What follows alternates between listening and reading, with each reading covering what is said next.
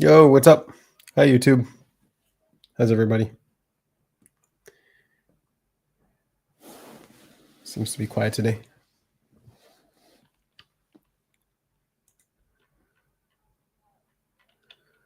Let's see, what can I bring up here?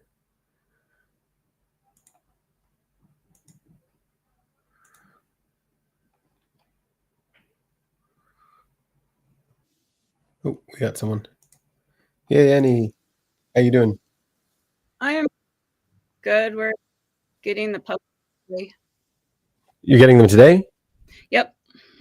Yeah, Congrats. later on. Yeah, I'm okay. My anxiety is really, really high though. Because of this? I think it's just like hormones or something, but yeah, I'm attaching it to that probably. I don't know. Huh. It just happens sometimes, just chemicals. How's everything going? You're sewing. Yeah, we're puppy proofing and Poppy has a whole bunch of toys and she pulled the tail off and we don't want the puppy to eat, any of the fuzz. So all the ones, but this one was in pretty good condition. So I'm just going to sew up his butt here so the fluff Nice. doesn't come out. Yeah. So, um, yeah, I don't know. My anxiety is just really high. I'm not sure why. It's been like that all month. Maybe just a hard month. Yeah. How's the situation gotten better with work and stuff?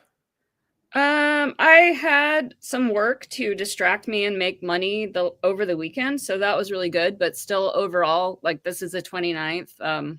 It wasn't a good Yeah. month, but I enjoyed the work that I did have. I met a really cool client yesterday, another massage therapist. So that's always fun. She was just really laid back, and it's fun to be able to work on another therapist. Yeah.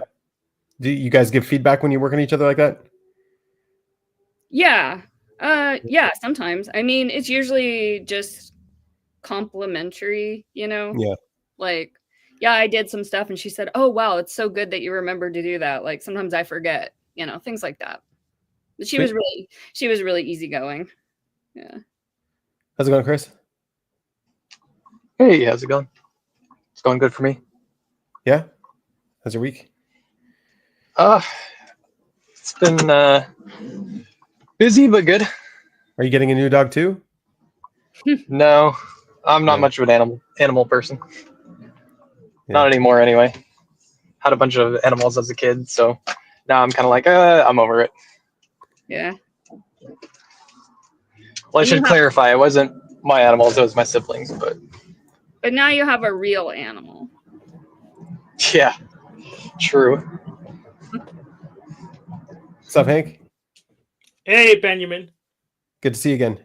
Yes, I am not getting a new dog too.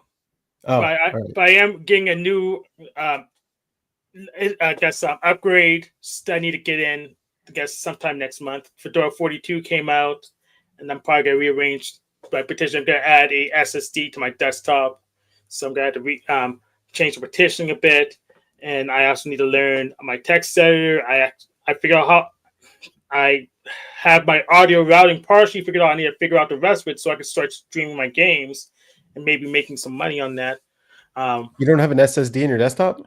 I do not right at the moment because I have so much RAM. But I think putting an SSD in the desktop in addition to the HDD, the hard drive, would speed up the application loading and the start. So I just wait till it runs because everything ports get into RAM pretty quickly anyways. But I still have to wait the first time, which will be kind of slow. I watched half your video, Chris. I wasn't able to get to the whole thing yet. But well done. Oh, good no. Production quality. It's all your own footage from you playing? Yeah, about 99% of it. There is one clip I grabbed from a different guy's YouTube channel. I asked him if I could use it. It was just a video of him falling through the floor, and then Dragon gave me footage for another game. So Sweet. So is it fair? Is it tough but fair? now, so my argument at the end of the video is that it is not a metric Yeah. that you can, at least as far as I could tell. I could be wrong, I don't know, but as far as I could find out, fairness is not a metric you can even acquire with a PvE game. So if it's not player versus player, it's really, I don't think, even talking about anything. Fairness is more of a feeling. Oh, I actually agree with that mostly. Feeling. But I could give you a counter example. Potential counter example. If you feel you're with something called a troll level, if not, watch Carl Sagan 42 or Just Talk or someone or DGR. So it's a level that's designed to pretty much waste your time, kill you as many times as possible, frustrate you. We call it a troll level because it's not designed to give you good signals. In fact, will train you to do the wrong thing just to waste more of your time. And you typically, there are people who will call that unfair, but it's actually by design. But it's not. But most people wouldn't like that unless you're a masochist. Only masochists would like that, or sadists. Only sadomasochists would like that kind of gameplay. Most people wouldn't like it. Yeah, I kind of covered that in the video a little bit, mentioning getting over it and like Super Meat Boy and I Am the Guy. So yeah, I want to be the guy. Yes. Oh, okay, so you did cover that. So I guess I agree with you then.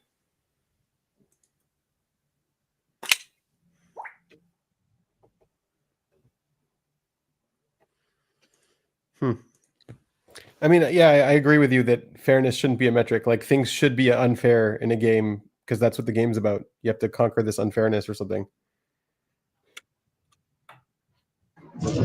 yeah, and it also depending on what kind of an experience the game wants to give, that wildly changes the degree of what the challenge. Like, a kid's game is going to be a lot easier than, for instance, one of these games that I was talking about earlier, like Getting Over It, which is a kind of rage game, frustrating.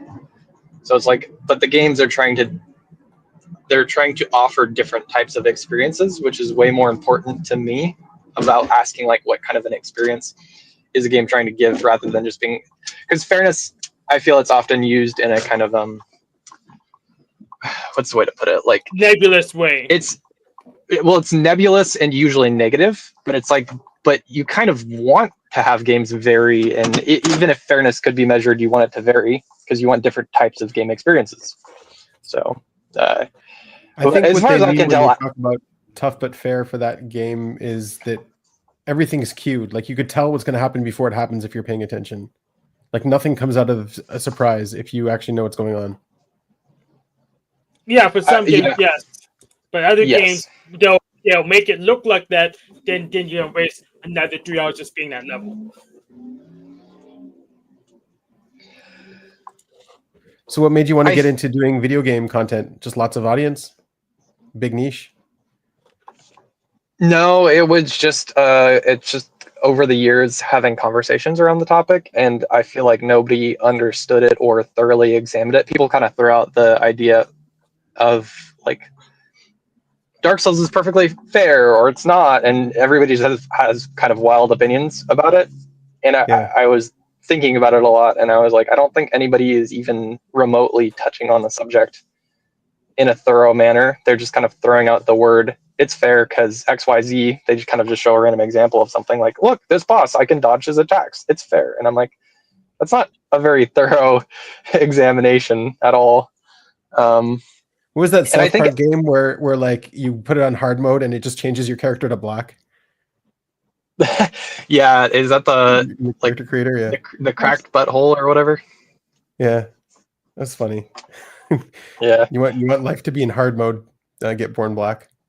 Yeah, that is a pretty good one. Okay, I'm gonna go order some food. I'll be back in a minute. All right.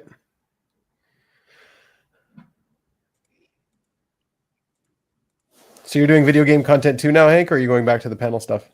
I'll do both. I'm gonna do less panel, more video games, but I still need to get a good audio routing configuration. So basically, I have to make virtual. I didn't do that yet.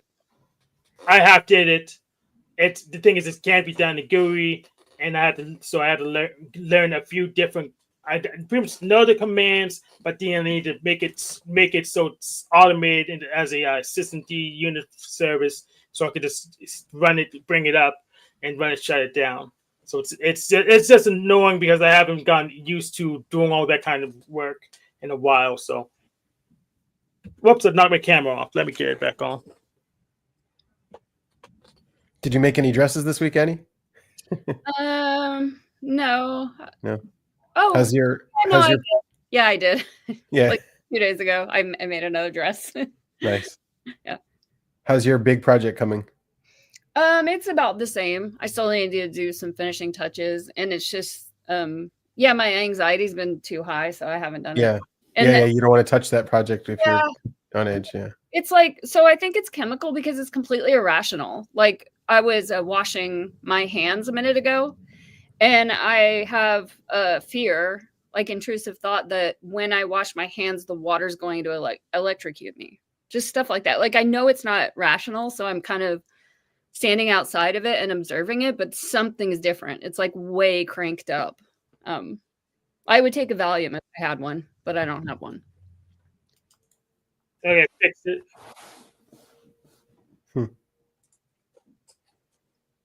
I don't think I've ever experienced that, like intrusive thoughts like that. What if the water electrocutes me? I guess it's just NE gone crazy. I have kind of mild baseline. I mean, I'm an anxious person, but I'm pretty good at managing my nervous system and also just looking at it objectively. Like, oh, that's just that thing again. That's just, Yeah. my mind. But now it's so cranked up that it's uncomfortable. It's like harder to manage. Yeah, it's centered around the puppy thing. That's what I'm attaching it to, but yeah, I mean, it very well could just be hormones. My hormones are getting more and more crazy, like erratic, and that could be it. So I could look at healthy, getting in some more healthier practices. Or I had a client 2 days ago who's younger than me. She's 45, and she's doing hormone replacement therapy. And so many people my age are saying like that they love it. It's great. And I'm not sure. I don't know if I want to do that or not. Because there's How are your hormones, Hank? there are like so many other things I could Raging. be doing, healthy things. My hormones are raging still. Yeah. You're a young buck. Not really. I'm 33. That's still pretty It's young.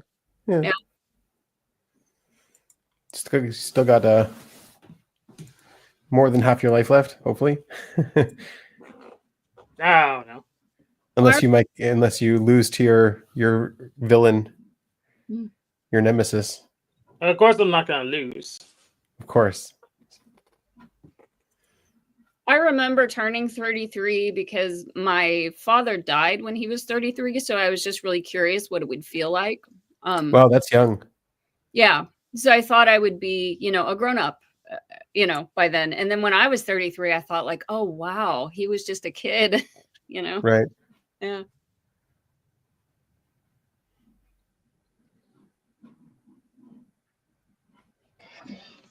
Hey, so we need to make a master plan to get more crazy viewers on the stream.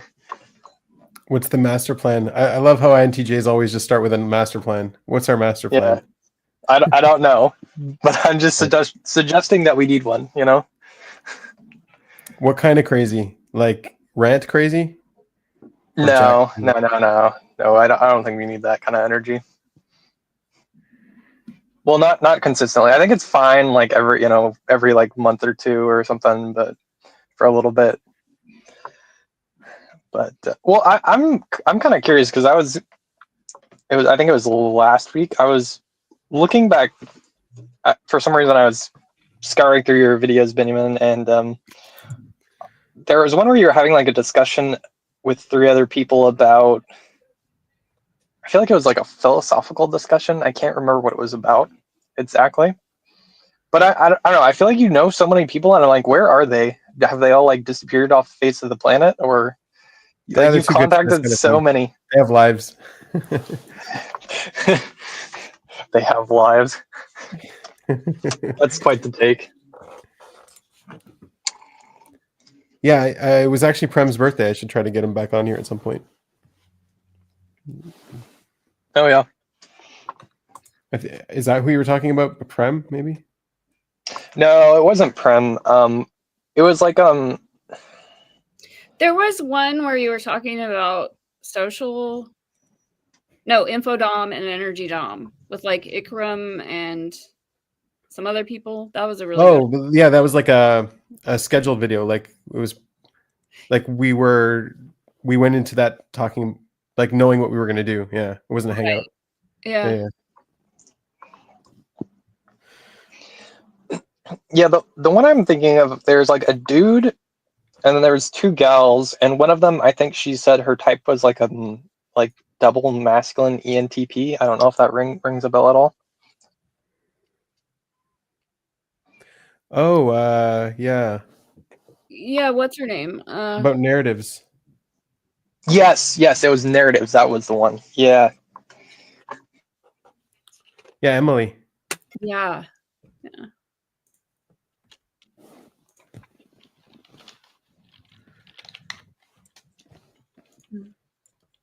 That's an interesting one to try to wrap your head around. So what like spurred on that conversation?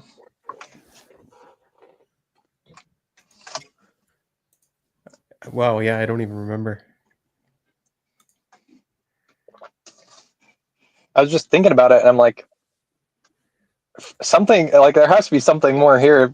If a bunch of people hopped on and were like, yeah, let's debate and talk about narratives for, what was it, like an hour and 15 or something like that. But yeah, well, Was just I trying there? to figure it out. Yeah, that was before we were doing it here. No, it was before Hank. Okay. Yeah, I think it like was we fleshed a lot 3 years ago. I didn't know they were tying to censors not doing narratives, but Trump is doing narratives more than anyone, and he's a censor, right? Yeah. Yeah, and Float states he does narratives a lot. Does he? Yes. Yeah. And he's Pushes a narratives. censor. Yes, and he's the same type as Trump. Yeah. Pretty close.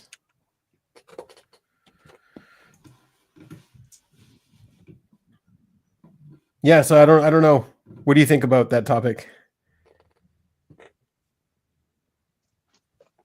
I don't really remember anymore. Yeah. All right.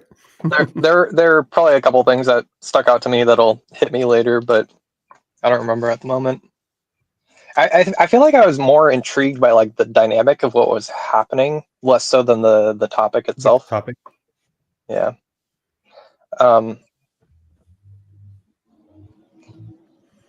Yeah, but it was, the ISFP that was there was very argumentative for some reason. Was that the dude?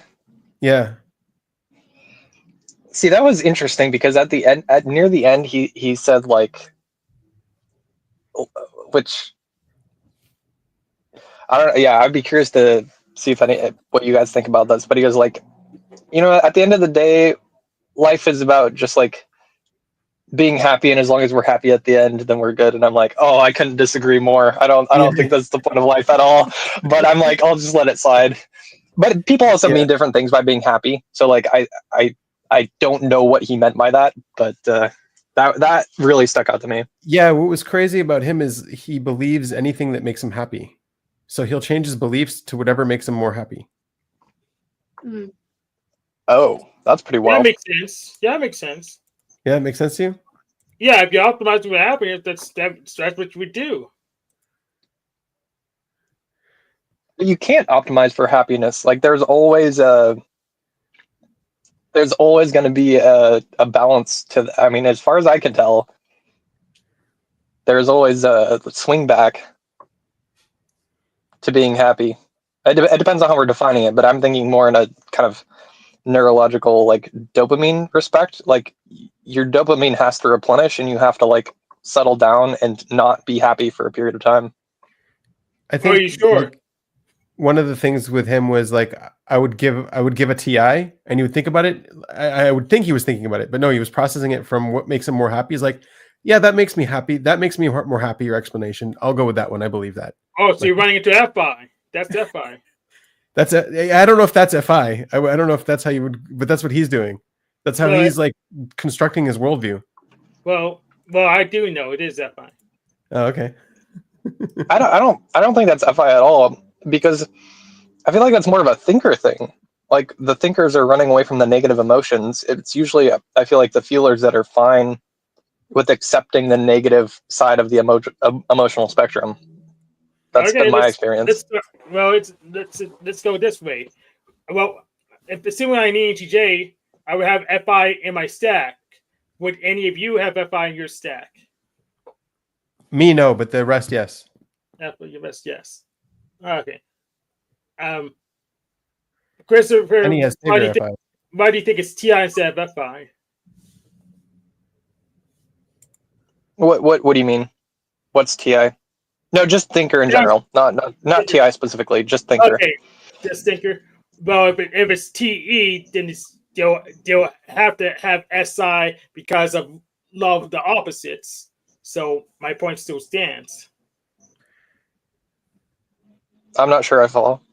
I mean, he came to the screen. He always seems like a happy guy. He came to the stream happy. He always has a smile on his face. So, like, I can tell that he's optimizing for happiness, and he's probably having a happy life. He's having a happier life than we are. That's for sure. I mean, yeah, sure. Being responsible for it, yeah. I mean, to me, I'm looking for what's meaningful, and that doesn't necessarily mean happy, but maybe that's what he means by happy. I don't know. No, it's not what he means by happiness. He's a hedonist. He's literally just optimizing for what makes him feel good. Presumably. How do you feel about this, Annie? I'm curious.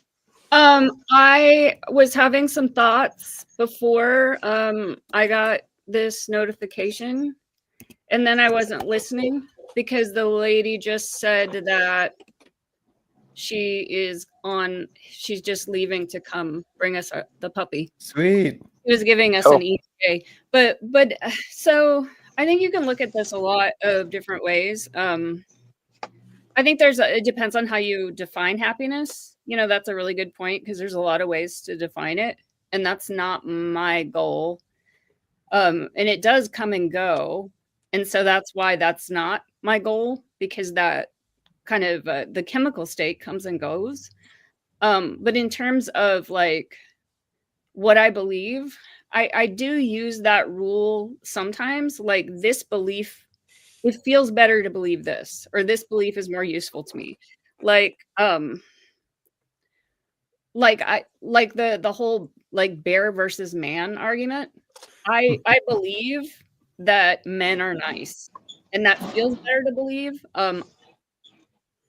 I also think it's true overall, even though it's not always true.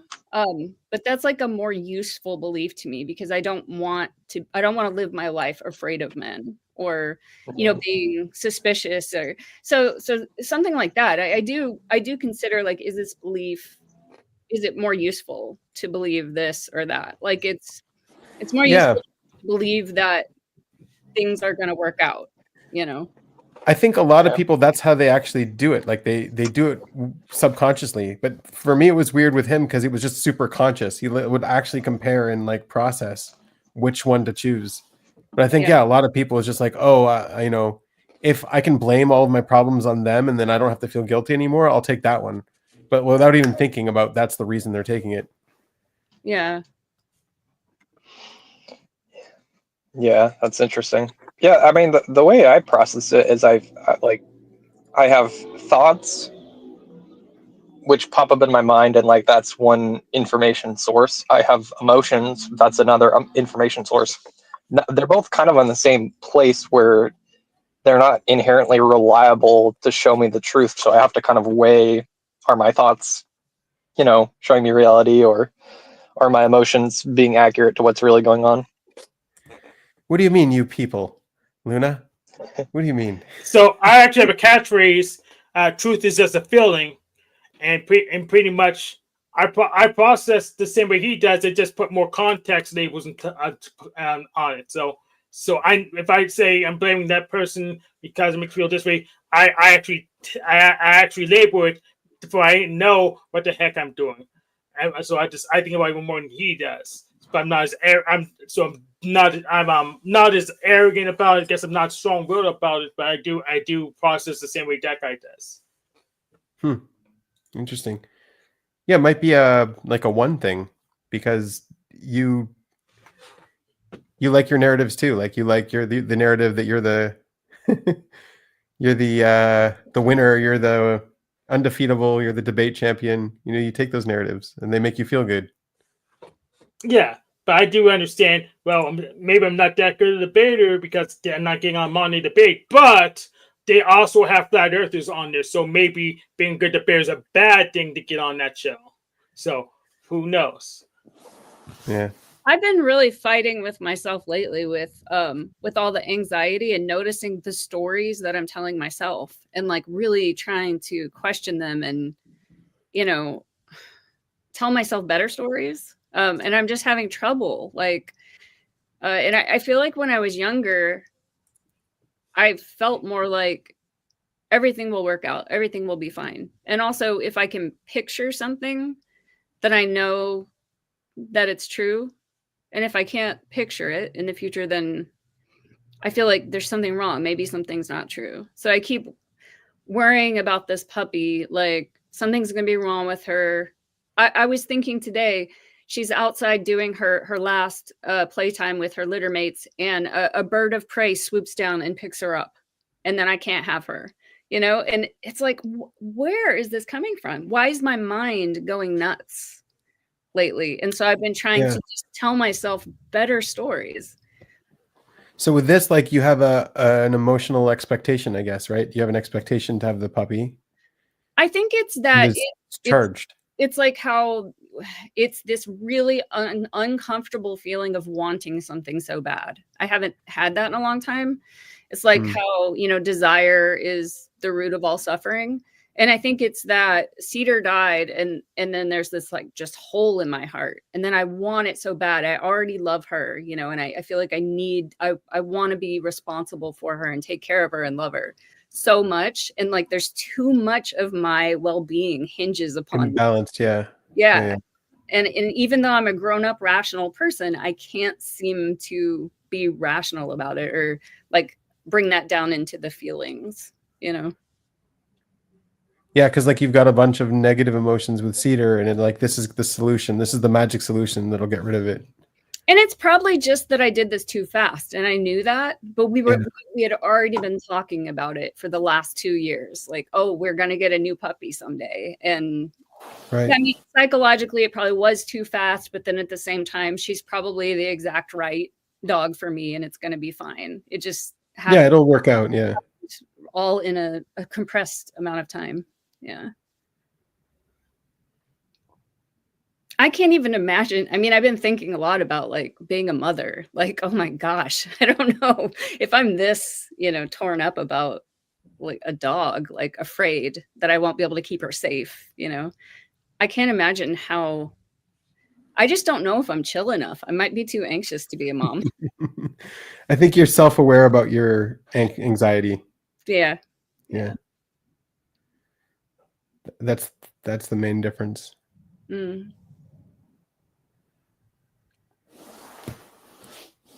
like someone else would be like, yeah, I'm fine. No, I'm not feeling any anxiety. And you could see it on them that they're going through something. Yeah. Yeah, or they're suppressing it, and it will manifest in some other ways. Yeah.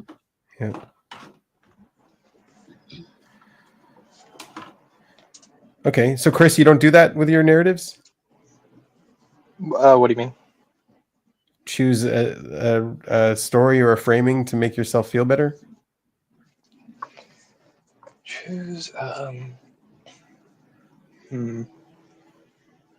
make myself feel better. I don't think so. I mean, I usually try to, like, if I'm feeling bad, I'm trying to, like, I guess ask myself why I'm feeling bad, and then if that's something I should take seriously. So it could be like I don't know, just a random thing where I'm like, You're just I'm emotionally anxious. mature. Go away. Yeah, I'm just like, for some reason, like arbitrarily anxious going through the drive-through, and I'm just saying that because I'm at a restaurant parking lot right now. But it's like random example, and I'm just like, why am I anxious? Is there something to be worried about? And I'm like, oh, maybe I'm anxious because I don't want to. Actually, this happened a little while ago. I'm like, I'm anxious because I don't want to scrape my bumper on this very poorly placed curb or whatever. And then I'm just like, okay, yeah, that's a reality. Cool. And then I move on. And then if there's nothing there, then I'm just like, okay, it's just emotions spiking for whatever reason. Yeah.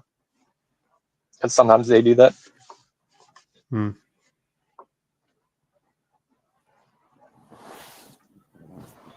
So Yeah. I mean, like I mentioned before, I just treat it as it's information, it's data. It should be taken and looked at.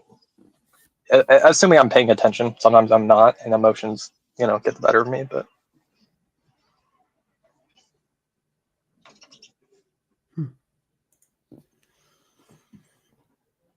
What else has happened in the past week? Pretty uneventful, I guess. yeah, not too much that I know of.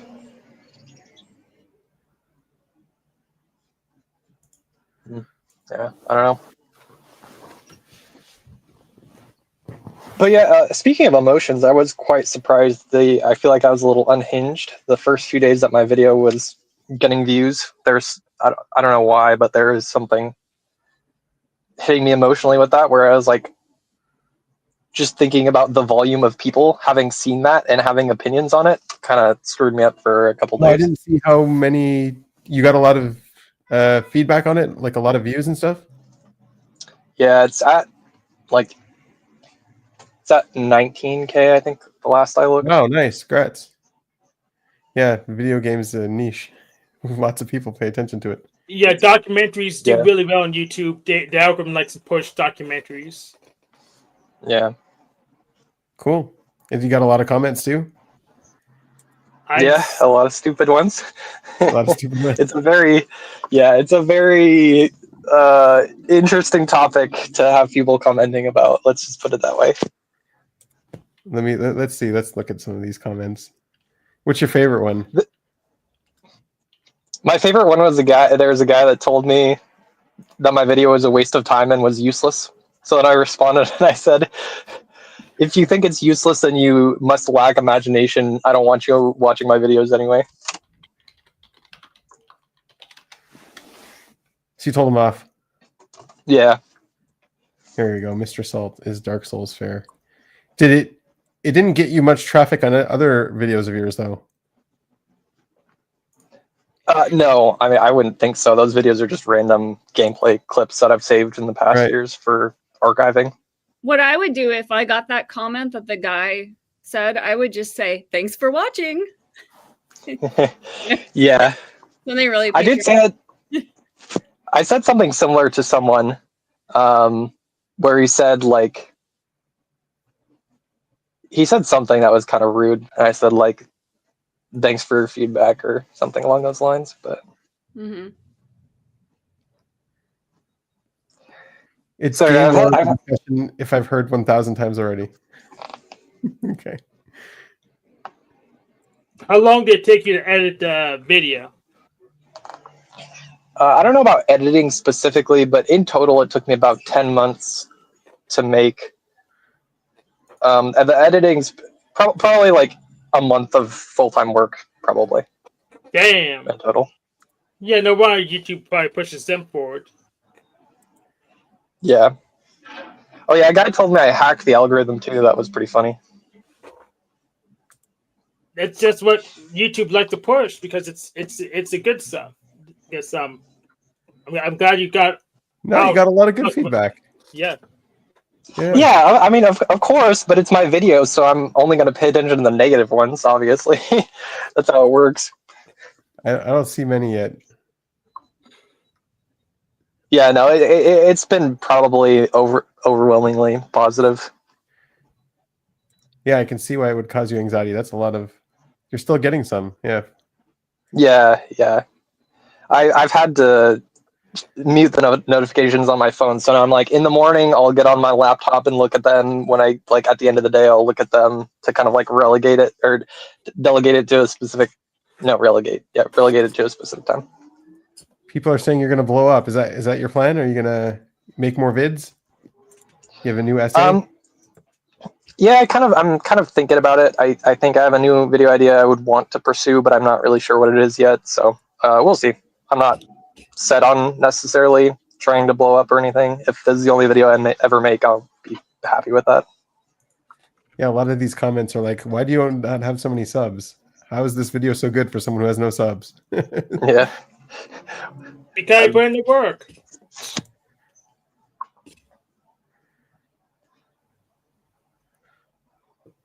Oh, this is one of our guys. This guy. He's from the technology community. Yeah. Yeah.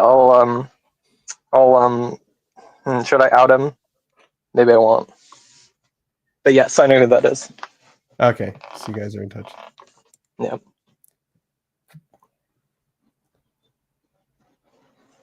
Sweet. Yeah, you got tons. That's crazy. Yes. Yeah. So then, like, I'm just going through my workday and getting these notifications, and of course, you know, monkey brain is like, "Ooh, notification," and then it's like, my emotions are going all over the place because there's not that there's a lot of negative ones, but there's also people that are saying things that are like so painful in the sense of like, did you watch the video? And that kind of irritates me too. So, but overall, I should probably just be happy that people care enough to watch it. Yeah.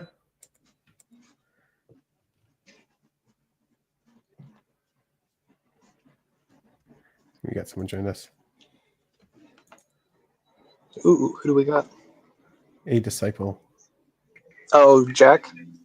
Is it Jack again? Hello there. What's up, Jack? Yes, it's me again. Hey guys. Yeah. Hey, why is your name a disciple? Because I believe in Jesus Christ, but I mean I don't think anyone wants me to preach like that right now. There's other places I can preach. I mean, Benjamin, am I allowed, or am I going to be persecuted? Are you allowed what? Do you want permission? You want DE permission? I want DE permission. Shut the fuck up. Okay. I want DE permission to tell this person what I believe, and I suppose why. Yeah, sure. I'll go get a drink. Go for it. All right. So it stems off from And Judaism. if I get mad at you, I modern-day can't get mad at you because I gave you permission. Exactly. That's the whole point. I don't want there to be bridge burners here, okay? All right. That's what I'm Just saying. don't get rid of all my audience. If it gets too boring, we'll interrupt you. Oh, don't worry. I'll make it as boring as possible. Your eyebrows are familiar. Shut the fuck up. He remembers. This guy remembers. Also, I'm eternally stuck on a bus. It's like the night bus, bro. You know, like in Harry Potter, like there's like a bus and it's magical and it like warps in time and space and stuff. So I'm in that bus right now. You made it to that restaurant last time. I was there.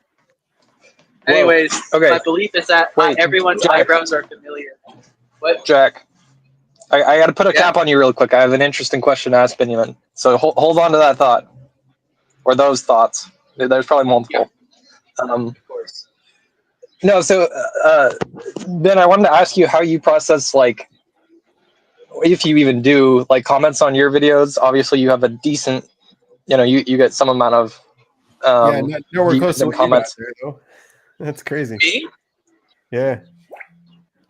Me? I get comments on my videos. No, not you. I'm talking about Chris. Chris just did a video and he got like a 19K views. Yeah. Okay. And Sheesh. rising. It's incredible. I think it's slowing down now, actually. Right. Or audience. Well, it's good. Yeah. But You got a lot of people interested in that. So like, how do you go about processing the comments, and do you generally feel yourself getting irritated at them, or how do you deal with engaging with them? What, you know? I think most of the people that watch my content and suffer through it and write a comment are they're not like the random spam on the internet, you know.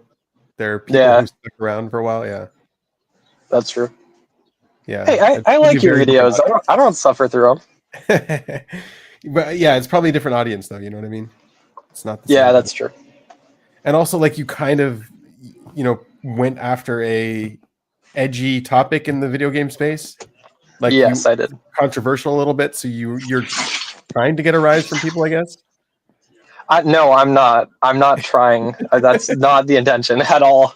Well, It's just a it's byproduct. clickbaity. It's like, you know what I mean? It's like polarizing a little bit. Yes. Yeah, it is. Yeah. But I mean, I mean, I even name dropped overwhelmingly, some the comments channels. are positive. I haven't really seen many negative ones. Yeah, that's true. Yeah. And the negative ones are probably projecting on you or jealous or something. Yeah, I would assume that based on the one that said I hacked the algorithm. Probably. Right, exactly. I mean, if you call a good thumbnail a hack, then yeah, sure, I guess I did. It's a good thumbnail. I It's like- would call it a hack. I mean, the YouTubers just tell to train the YouTubers play with their thumbnails to get more views after the video was uploaded. Yeah. All right, Jack, keep going with your thoughts. Okay. Yeah. So as I was saying, where was I? Oh yeah.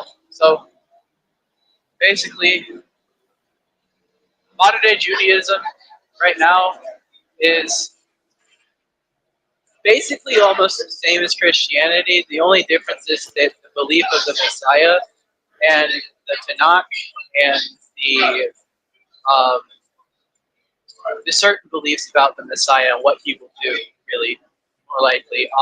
Also the Sanhedrin. So we believe that Yeshu, Jesus. Did you pull that from Ben Shapiro? Did I what? Pull out from Pull Ben that from Shapiro? Ben Shapiro? Yeah. No, more likely Okay. I have accumulated a lot of understanding over time over not only what other people have said, I've kind of accumulated my own understanding It says overall. any, yeah. It is, but essentially, like, we're putting all the building blocks together. I've come to understand that there are many things that like coincide with like that they're very similar.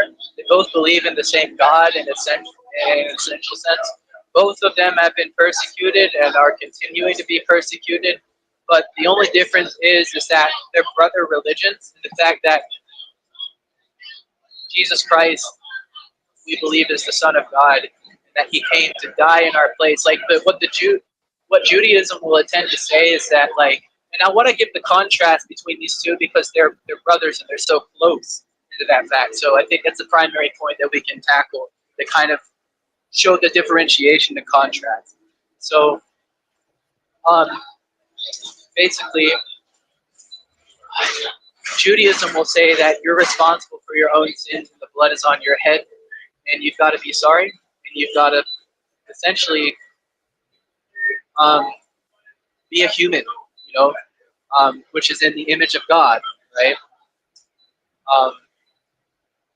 So being human is just kind of this, and I'm probably butchering that, but it's just this essential idea that I've got is that being human means forgiveness. Doing means forgiveness. Being good means forgiveness. Means God recognizes and remembers you and loves you in that regard. Could you substantiate that a bit more? What do you mean by that? Well, human beings are meant to be good, just as everything of creation that God is good, right? And He is goodness. So therefore, like everything of creation that is made is meant to be good, right? However,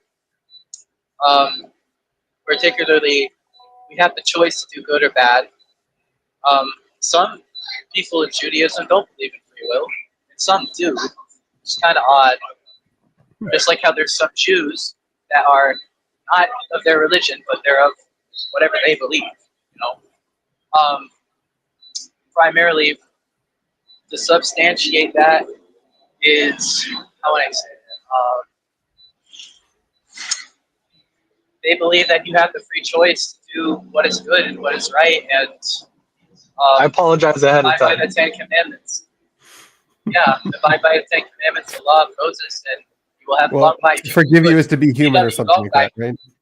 Yeah, yeah. It's in Human is essential. forgiveness. Yeah, forgiveness means to be human, and that's rough. But like, when you're human, you're doing the will of God. You're doing good, and when you're doing good, you're in alignment with Hashem, right? You're in alignment with His commandments. You're in alignment with.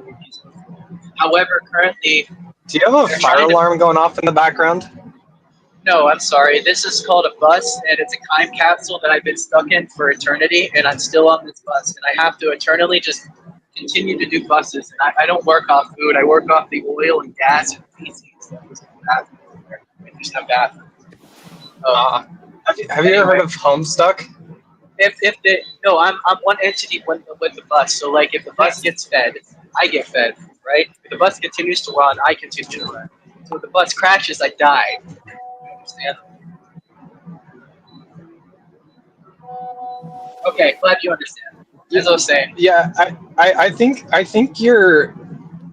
your clarity is like level 100. You should write some books about that. What the fuck is? You mean Oh, like? he's smelling his hands again. All right. I got a co-writer Yeah, also named I Jack. smell my thumb. I bet. Look, I used to suck my thumb a lot. All the time. Even when I'd sleep. Even when I was like 14, 15.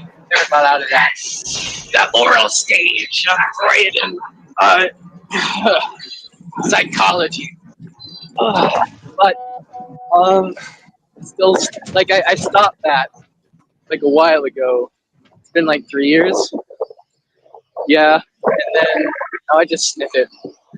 I don't know why I smell the remnants of the years that my thumb was withering away.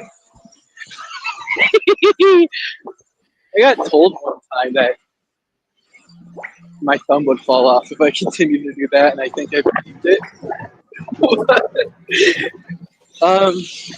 Jack, did you hear what I said? I did. What did you say, man? I was trying to differentiate between this and that. Yeah, I said that your clarity level is 100. You understand? Clarity. Okay, so like I have a lot of clarity and I see the spectrum. Basically, like NE. You can just tell me NE, bro. That's all you can say. Clarity. You see everything. No.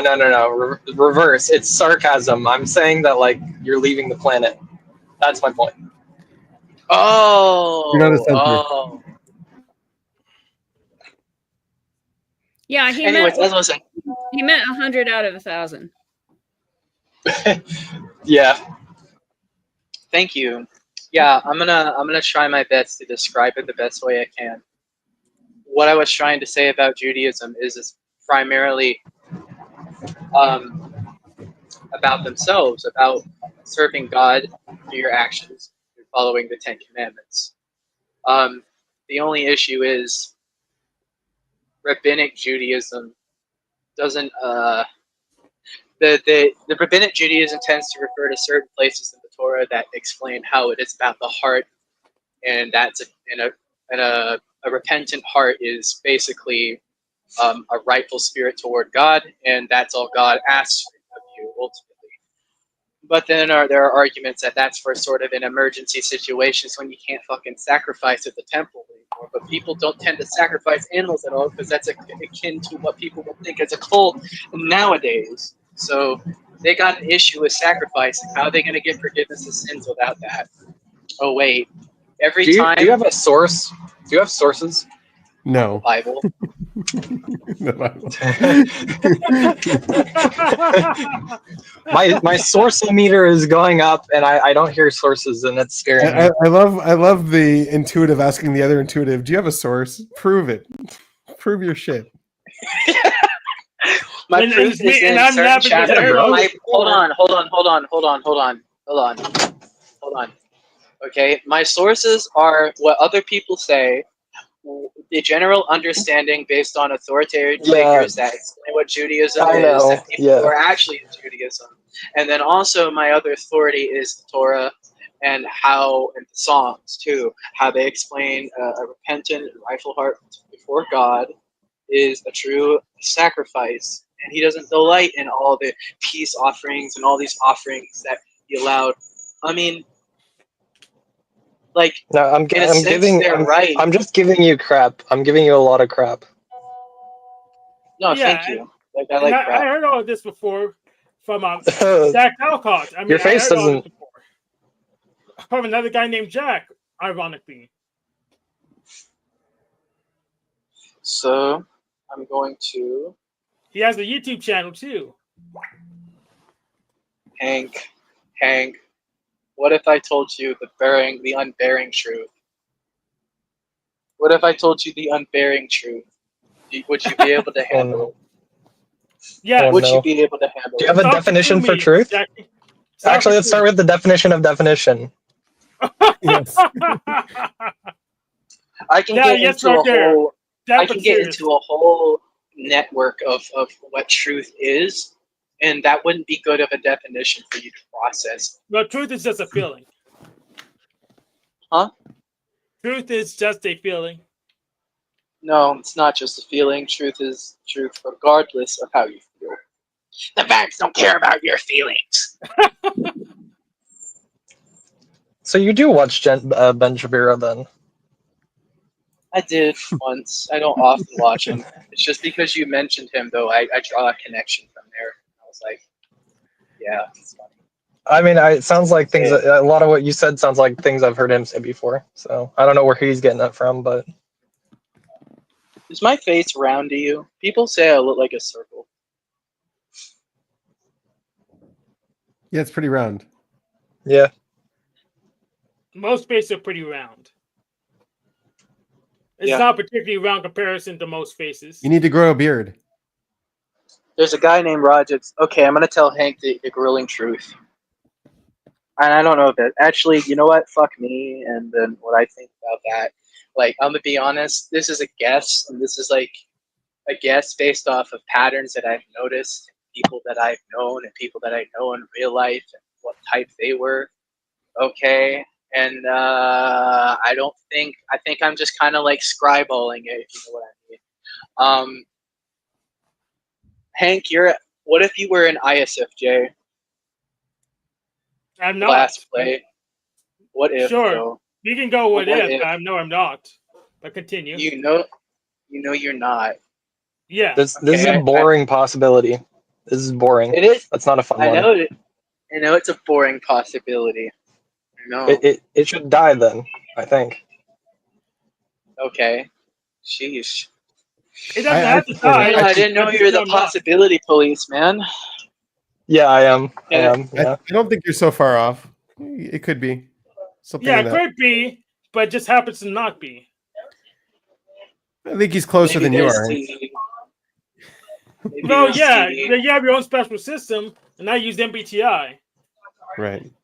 So in your own special system, I don't really give a crap what you call me. But MBTI, I'm an NTJ for sure. MBTI is authoritative. When you use rough, It's when okay. He doesn't believe in happens to science. He's be- using astrology. Exactly. Me? I'm using MBTI. Excuse me. No, I'm No, not he's doing. using Hank's using astrology. He doesn't believe in He science. is. Yeah. So he Yeah. is. Okay. Yeah, you're pointing the wrong Well, way again. no, I actually like Okay. science and helps me do stuff. You remember this way. Him? Is this? Am I pointing the right way? Yeah. Yes. Okay. This guy. Let me- He's cool. I I can guess. point back at you. Look, I can point back at you too. Yeah. So, Hank, why are you using MBTI? Is MBTI like a comfort zone for you because you can fit yourself in every way, shape, or form in any type you want, anytime you want? So it's like fast food. It's fast food. It's type. even simpler than that.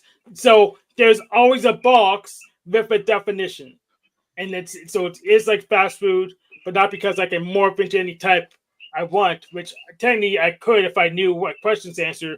If I answer, just ask myself, and generally I run NTJ, and last time was ENTJ, and I'll go along with that till I take another test. That went over So- my head. I'm sorry. Yeah, so each type is defined in MBTI, and it's just a simple survey to figure out what you map to. This is why you can't argue with Hank. He's always right. I You can't argue with him. You can argue don't. me still. It just went over my head. I don't even know what he said. I didn't even fully process what he said. If he could give me a transcript and make me read that like Holy Scripture over and over again so I can fully pick that apart, I would. But right now, I barely even understood it. I don't know why my brain went into La La Land, and it's just like, I'm ethereal, and it's just like, MBTI,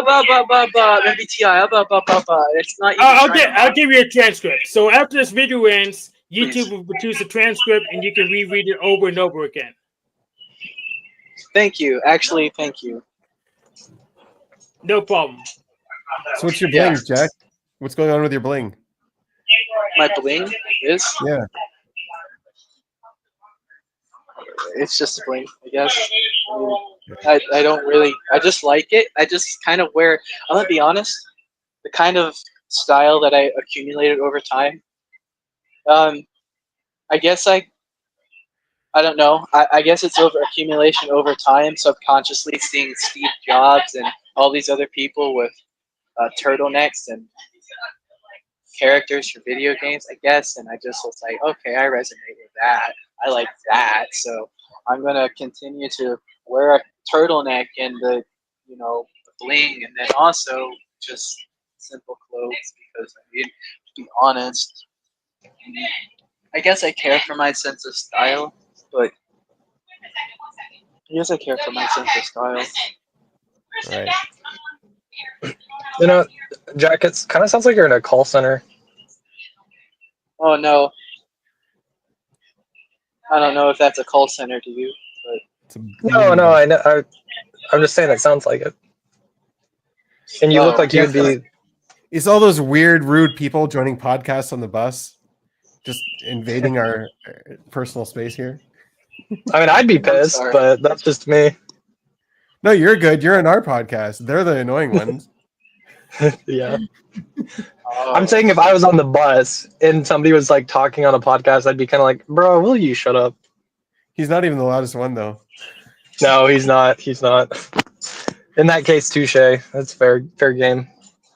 Anyway, as I was saying, the inverse of Judaism, in the sense of like how they function, is No, Christianity. wait. Christianity is one for all, died for all, and then everyone comes to everlasting life in communion with God through that one mediator, high priest that lives forever, and is the So, final Jack. sacrifice.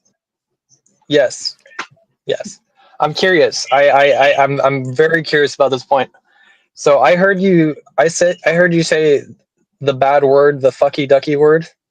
So how do you Okay, I won't square say the that fucking with? ducky word anymore. No, it's fine. You can say it. I don't care. I'm just curious.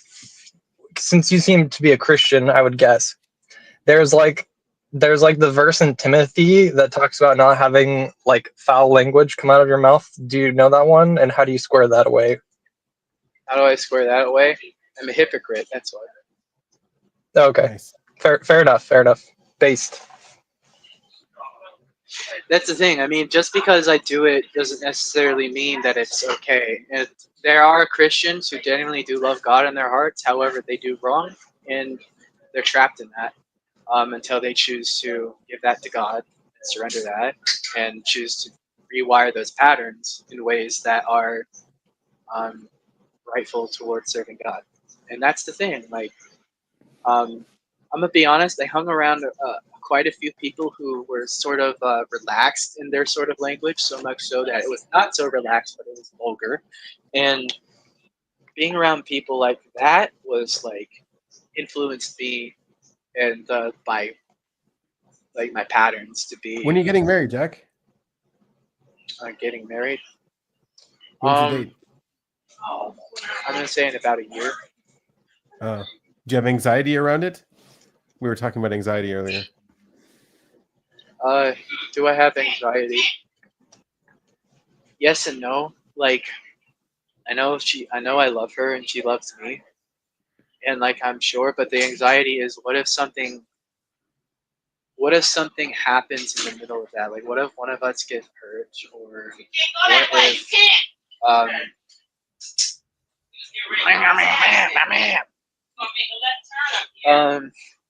what if one of us gets hurt? What if, she ends up not necessarily, I guess, one. I don't know. I don't have inconfidence about her marrying me or whatnot. Because she's agreed essentially to it already. But, No take backs. I don't really think about it that much, I'll be honest. Yeah. Do I? So you said you were worried I can't about wait. being hurt? Like physically. I don't know, maybe it comes to a point to where like things stop for a moment. Like we have to postpone again because we're not quite able to make it to each other immediately. And one of the things that me and her have talked about was like, we don't want to stay online forever. I mean, we were adults, we make promises and we can make them come true, right? But the thing is that although we can make them come true, it's in our inherent ability to be able to do so. So we have to move an arm, move a leg, move fingers. Wait, so you've never met her in person? Not yet. And you're But engaged? I have been, we've been for about 6 months now. Like we've talked. Okay. I wouldn't say it's like a tender date or whatever, but I won't give too much detail. But I would say that like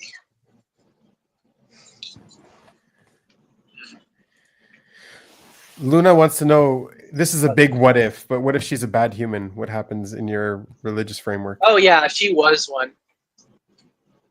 It's not about being a bad human or whatever. It's about everybody has something bad in them that they need to admit, and then they need to face and accept and give that to Jesus Christ, who is the only one who is able, by his mediation, to give us forgiveness of sins. That's the whole point. And like everybody in their own sense is capable of evil and doing evil, and the fact that they're capable of evil means there's a deeper rooted problem within the human condition No. that Okay. allows brokenness, that allows imperfection. I don't care if you disagree. But I feel like we should keep Jack off of the religious topics. Yeah. I don't mean, know if it's you possible. asked, and I get did permission. You did get permission. What's up? That's Yeah, right. I got permission, the DE permission, and I No, got it's asked. true. Okay, It's- so if you're uncomfortable, then tell me to stop. No, I'm not. I'm not uncomfortable. No, I'm not uncomfortable at all. I'm just bored. I've heard this all a billion times. It's very boring Okay. to me. I could repeat it back to you verbatim. Okay, well, sorry that life gets boring. Yes. Yeah. It's your fault, Jack. It's your fault that his life is boring. Yeah. I don't So, think so. I think now it's we'll how give you perceive forgiveness. life. If But you- we can't give you I- forgiveness, right? We're not allowed to give you forgiveness. No, I don't. I'm not saying sorry. I'm not saying sorry for anything. I'll say Oh, okay. the only thing I will say sorry for is that if it made you uncomfortable, but I'm not sorry for telling you the truth. Not sorry No, for I mean, telling you what I think, I don't know. In my opinion, if you make somebody uncomfortable, I mean, fuck them. Who cares? Okay, They can be uncomfortable. interesting. Okay, Yeah. well, why do you think it's no? Why do you think it's your responsibility for other people's comfort? People are gonna be uncomfortable. It just happens. Why is it your responsibility for your own comfort when you know it just is the same way, just as other people will not have comfort? So won't you. And life's not about comfort, right? But comfort is inherently a place where we find a safe haven, where we can communicate in a way that is good and solve problems. So stress, anxiety, all of these things, right? These are places where people are uncomfortable, where people can either function at their best or function at their worst. It all it all points towards the kind of person they are. Like what their Uh, mental makeup is. I think I'd disagree, but I'd have to think on it more to know why. I mean, I don't see how when that's literally proven in coping mechanisms, psychology, and I'm just stating what everybody else would agree, I suppose, and what I agree with especially. But yeah, Interesting. What do you think of Byron Katie, Jack? what is Byron? Byron Katie? Yeah. What is Byron Katie? I'm sorry, I don't know who that is. One moment. She's a ESFJ who got in touch with her TI with this formula. The work. I don't know.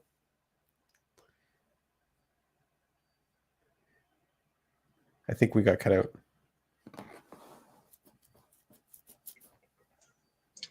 Am I laying it on him too hard? Yeah. Yeah, it's sensitive, the TI. You can't disagree with There it. we go. You hear me? Oh, we're back. Yeah. Yeah. So I heard you guys. No, nothing. It's not about that. So she found a form. She made a formula that essentially gave her the ability to be in touch with introverted thinking. That made her get through it to the end, like made her process all of it. Yeah. Wait. I've but stop here.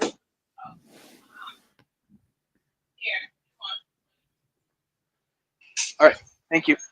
Oh, Are you going to a restaurant again, Jack? Where are you going? you know it. Are you the same one? Are you leaving this? I'm leaving the this bus. I'm no longer bound to the Oh. bus, the eternal bus. Nice. So, what was I talking? What fucking Byron somehow made a formula for TI? Yeah, I was just wondering if you heard about it yet. Wow. What I thought about that, I think it's really innovative. They must be an ITJ actually. Probably got the functions upside down. Yeah. If you ever look into it, let me know what you think about it. If it's helpful. Okay. Yeah. Because like a lot of it's easy to let TI run away with itself and just like keep building on false foundations without really. Oh my questioning gosh, the I find myself doing that all the time though. Yeah. And then every time I trail off and to keep doing it more and more and more, what ends up happening is I find that I've rejected a better solution when I've completely ran by my own understanding. Yeah. Yeah. And I think it's fun. I'm fascinated in fun. TI. It's fun to wildly speculate and build off of false conclusions, I'm sure. And hopefully think that they work. Sometimes it's worked really well. And sometimes I've come to, I think the sensory, anything fucking works with that. What am I thinking? Okay, anyway.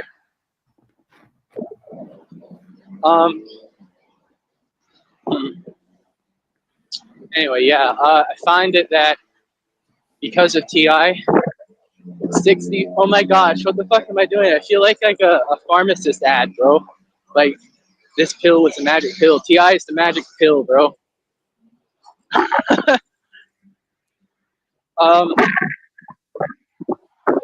Okay, like, I find it that I got like a 65 now on my test, and it's not passing quite, but it was a lot better when even though I knew nothing, from the bottom up, I figured out how to solve the problem. TI. Yeah. and it worked without the formula. And I keep doing it over and over and over again, all the time. It's like always my way. Always have to do it my way. Even my fiance, when she's helping me with it, it's like, hey, this is the formula, but I have another idea of how to do this. Hold on, watch this. And it ends up being shitty and wrong. And it would sound better in my head. Well, hey, I'm gonna jet. Jack, it was good talking with you, and you're pretty cool. You should come back. You should come back, yeah. You had You're some. cool too, Chris. You should come back too. But come back as dragons. Oh yeah, I wanted to say Bro, something. he's trolling me at this point. He's got to be trolling me. The way he hops on, like, right after I hop off. I swear you guys are the same person. It's not. It is a little uncanny that we have never been on, like, except for, like, once at the same time, and I feel like we didn't even talk to each other. Clark Kent and Superman, right there. Yeah. Yeah. I guess I'll just subsume him as my alter ego. Which one's the good one? Which one's the bad one? Or, Ooh, that's a good question. yeah, you can Your process that one, I intentions guess. are yet to be revealed. Well, anyway, Jack, you had some much needed life to this panel, so you should definitely come back. You're cool. You can leave like before you. you install my panel. Hopefully everlasting. What's that? I said you can leave before you install my panel, Chris.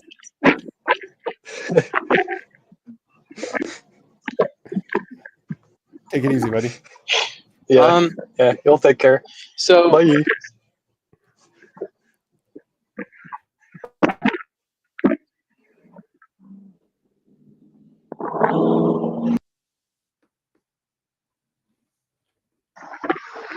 okay, so as I was saying, I actually submitted the form, the thingy bobber, and the cognitive resolution to the thing. Yeah, you Did it. submitted, and he said you submitted within like an hour. You submitted so fast, Mm-hmm. and you probably didn't get a response yet. Nope. Yeah, so I wanted to say that thanks for submitting. I was really surprised that you submitted so quickly. That was great. And I have not sent you to a new team yet. So we're just like sending the submission order. So I'll send yours to the next available team. Alrighty. You're reminding me I got to get on my team. We have 2 reports we have to send still. It's like rallying, you know, what's the analogy? Puppies that are, I don't know, It's herding Hold kittens. on. kittens. There you go. That's the analogy.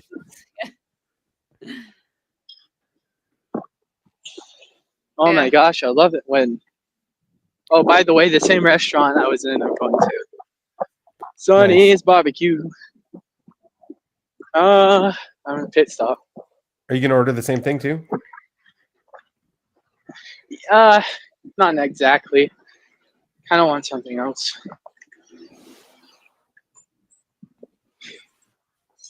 Everybody likes peach here. Make peaches, because we're from Florida. Do people ever think you have Tourette's or something? As he's walking, because like I you're do literally have walking Tourette's, into oh, you do. Yeah, because you're walking in a restaurant saying everyone likes peaches. Like,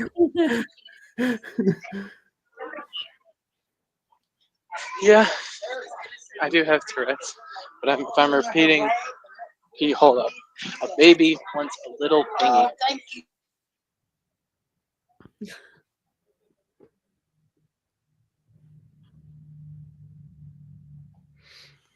chaos. Yeah, lots of chaos.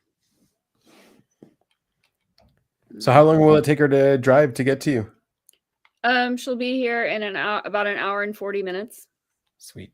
Yeah, meeting her in the parking lot of a store. Yeah, you said like a shady drug deal. No, No, boo boo. that's always how it's done. You know, because you don't. People don't always want to give out. their address. Hello. There we go. Oh. Do we get to meet you Back later again. again? Yeah, I think so. I don't think it'll be the same one. If it is, it's crazy.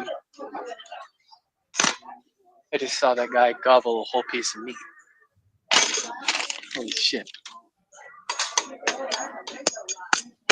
Anyways, Where is your fiance living? Why is she so far away from you? Canada. Oh, Also, yeah, there's stuff, and there's some conflict between Canada and America that might actually prevent me from crossing the borders so easily. what conflict? What are you talking about? I don't know, just some conflict. What kind of drink for you? Yeah, I like the sweet. I like a peach tea or whatever. Okay. Yeah, that one. You want to do food too, or just the drink right now? Give me a drink, and then I want food also. I want food. I'll let you look. I already know what I want. Oh, cool. Okay. Yeah. Give me.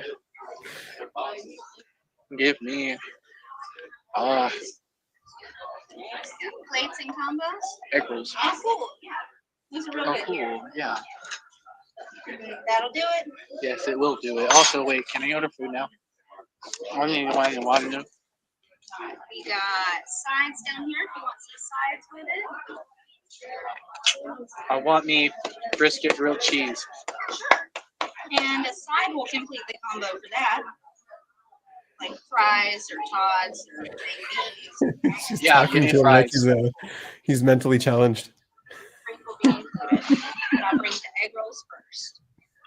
Did they tell you I was mentally challenged back there? No. We we're talking about this other dude that came in with a Oh, not you. This other motorcycle dude. and then Yeah. bunch of food to go. And I'm like, how is he gonna carry that? He must have the little compartments, that motorcycles have. But most of the time, if I have motorcycle customers, they don't get to go stuff, not even get to go drink or anything. And he had this big old cart. It was funny. I was like, good luck, dude. I'll be back with peach tea, right? Yeah. Okay, coming up. Okay. Motorcycle guy. Yeah. Anyway. Okay. So I'm going to talk about what the type I've been triangulated as, so I can give a little bit more context to that. So I was in a server for a while, and I was doing what I believe to be play, going around getting everybody's opinions, trying to understand and give them time. Sounds like play. Yeah. One of them thought, one of them also believed I was NIFE, quite possibly, like blast, play, consume, sleep, last, or sleep, consume, last, more likely consume, last, or something. Yeah, you're not a blaster. You're not NI. No. No, that took him time. After that, everybody ended up believing the original conclusion. Feminine, NEFE, play, consume, blast, sleep, last. Yeah. I think you're blast last, and I think you're probably FENE more. So Nicolas Cage. Nicolas Cage, is he double feminine? I don't know if he's double feminine. I don't know. I think he's masculine feminine. I don't know. Bro, this is like rolling like hologram Pokemon cards, bro.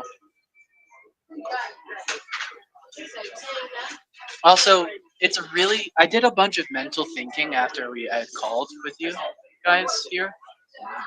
What that entails is like play, consume, sleep, and blast last for an ESFJ is like not even ESFJ at all. It's crazy because it's like it's almost like a variant of ENFJ and like but with NE, which is so weird. It's like SF at the bottom when you're an ESFJ, like a demon SF, like that's crazy. Yeah. It's like anti ESFJ. It's like ESFJs when they want to be intuitive. So Yeah, bad. I don't know if I still think you would probably be double observing. So your SI and your FE do work together as functions. Like your functions aren't weak. But yeah, the blast is not there. but it's just such an it's such an anomaly as a type in general, you know. Yeah, it's not too common. Yeah. Katy Perry or something. Is she Blast?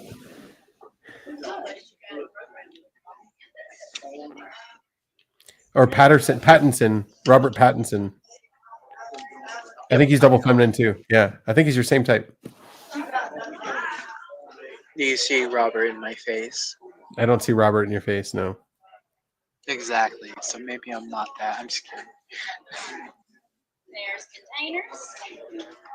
But thank you so much.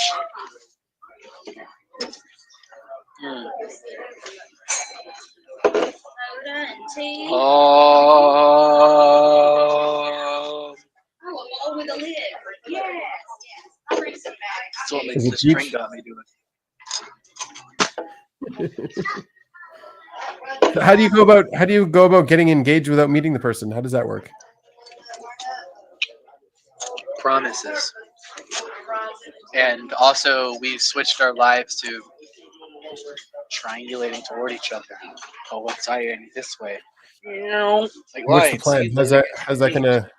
How you gonna meet up? You're gonna live in the US together? You're gonna live in Canada together? Or just gonna We don't know where we're gonna live together. We're like wherever God takes us, but both of us are like, I don't think we want to be in either Canada or the US at all. Like, I'm pretty sure okay, I'm not just speaking just for Christ and Christianity, but I'm also speaking in this sense for Judaism and like they would think that these places are pretty corrupt, like Canada, all this richness and like it's anti-spiritual in so many ways. Like also the morality is screwed.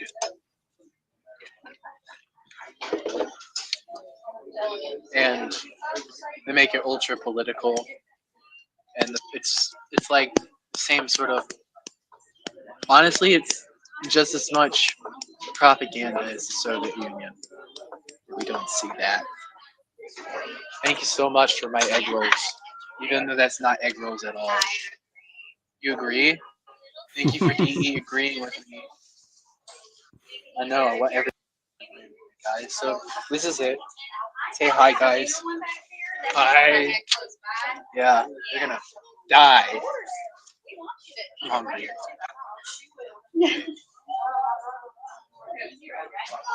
Ah, yes. Peach everything. It's a peach day today. So what else has happened this week? Studying, math, drawing. Also, I realized I like solving puzzles. I also like predictive pattern recognition.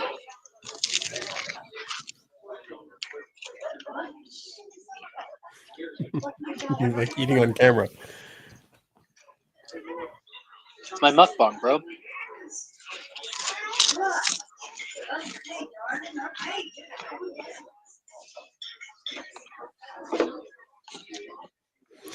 So yeah, I mean, I don't think countries are anti the purpose of existence. I think countries are the purpose of existence, like not the, but they're in line with the purpose of existence. I'm probably wrong. You know, I'm open. Well, I don't know. I don't know about being wrong. I don't think I'm disagreeing with you. I think I'm just trying to add a different perspective. Sometimes when I think of sometimes I correlate a speaking of perspective as in someone's trying to teach me that I'm wrong. It's not true. Sometimes it's just another way of looking at it. It's presented. Yeah.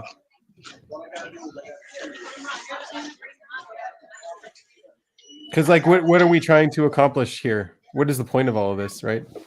Is it not countries? Is it not building something? We all live to survive. But I mean, Everything's like built I around death. could see civilization as some kind of achievement. While we're still alive, we can make something good of ourselves. and protective while before death. And then therefore I would say the whole purpose is love. Okay. But civilization is still kind of like the world is better with civilization than without, right? I mean, for us at least. Let's take this. Even if it is corrupt. Well, are there ways we can make it less corrupt? Yeah. Or Probably, yeah. actively- Obviously, yeah. So this is my point. But like abandoning come- civilization isn't the solution to ending corruption. No, that's not what I'm saying. We're not saying we're abandoning civilization yet. We're saying more so that we want to choose a different one. A different civilization. All right, which one? We're gonna give that time. Well, you can't join the Cheyenne. Apparently, they don't take outsiders.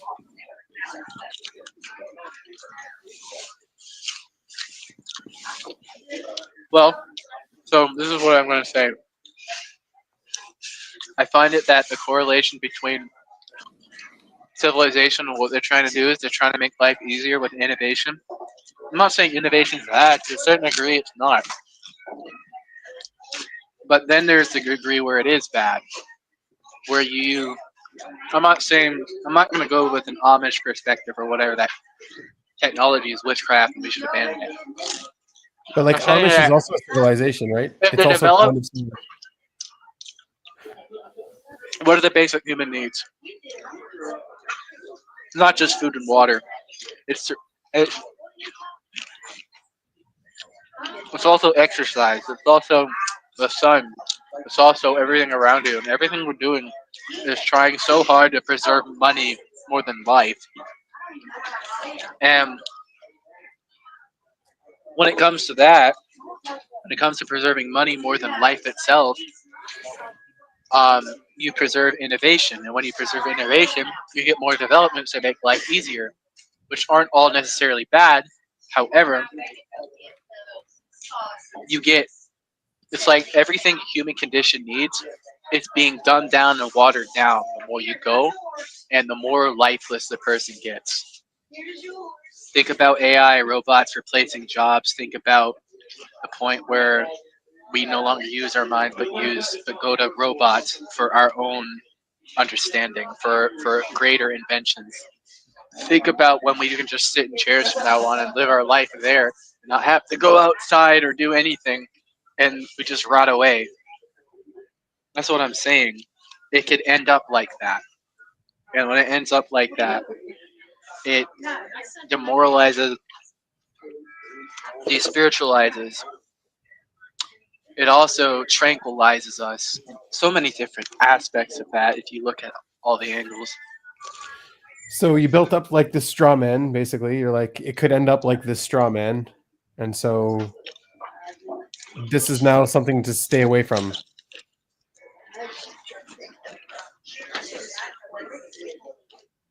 Well, I'm noticing a pattern. Noticing a pattern of what happens if we continue to build our lives around not dying by ourselves rather than having God bring us to everlasting life.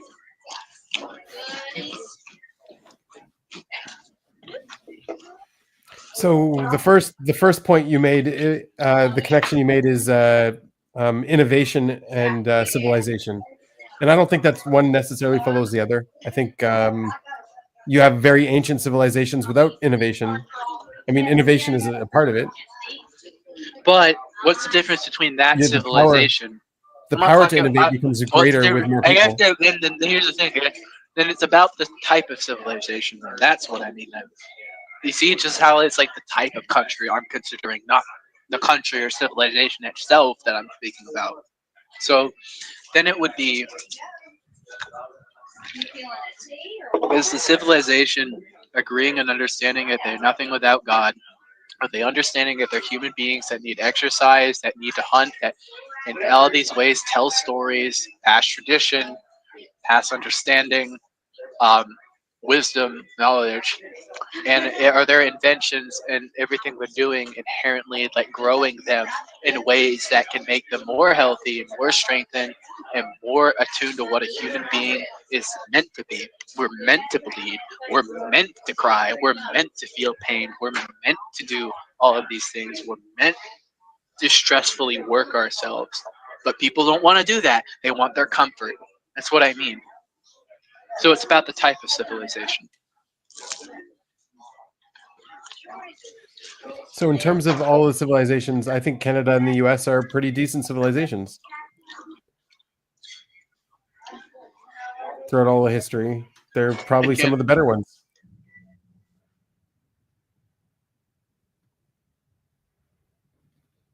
With all their problems. Yeah. Off in mode. Oops. Sure then. Power off. But I'll say, this is a fact. My motivation is very spiritual. My motivation is about Jesus. Like, personally, when you look at the low and poor and lowly places, there's this image that you have of them that they're sad. But you look at the people in America and people in Canada who are poor, they are sad because they don't fit into the system. But then you have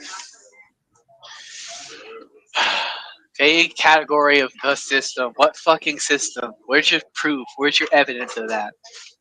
It's like, I hope you get what I mean. Like, Yeah, I get what you mean. bureaucracy processes. The poor inherently in this system doesn't fit in because they don't have enough money. They're not contributing to the economy, nor did they contribute to the economy correctly. It becomes Of about course they are. money. But what about the poor and the other side? What Of about course, they're contributing to what the about the economy. poor and Well, the other unless side? they're not working. But the fact that there is such a thing as being poor forces them to contribute to the economy to succeed or to fit into it. Like no one would work. No one would work if they didn't need money. But some people, no matter how hard they try, are denied and rejected because of their ability. It isn't that easy. Yeah. I'd say, what about the countries like the Philippines, who are poor, yet they have so much laughter, so much soul to them, yet they have Mhm. abundance in some way? Yeah. Poverty is a mindset.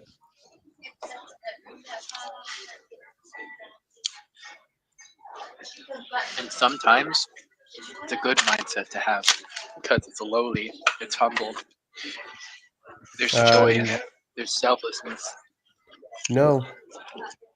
Well, I mean, Like you can be poor and not feel poor. You can not have money and not have a lot of things and feel rich. And that's a better mindset. Like, did you say thank you for the food you ate today? Like, are you appreciative of what you have? it's a mindset. It's a mindset, yeah. Because Choose to- you have more than choose anyone to ever think has so. ever had in history. A poor person, I do. yeah, a poor person in America today with all of the problems is more wealthy than, most of the people throughout all of history.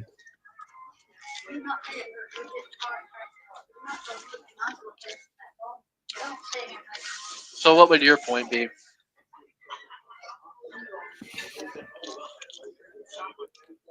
Regarding where you should live,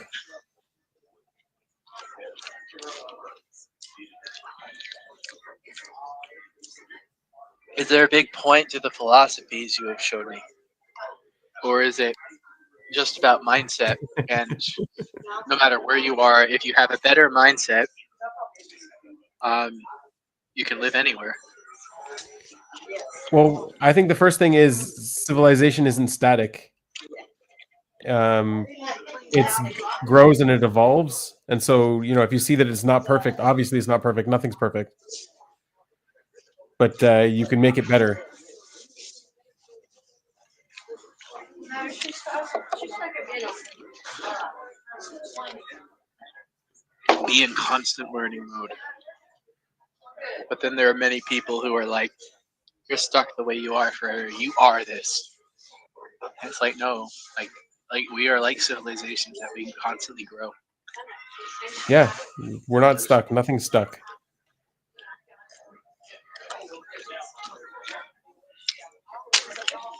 And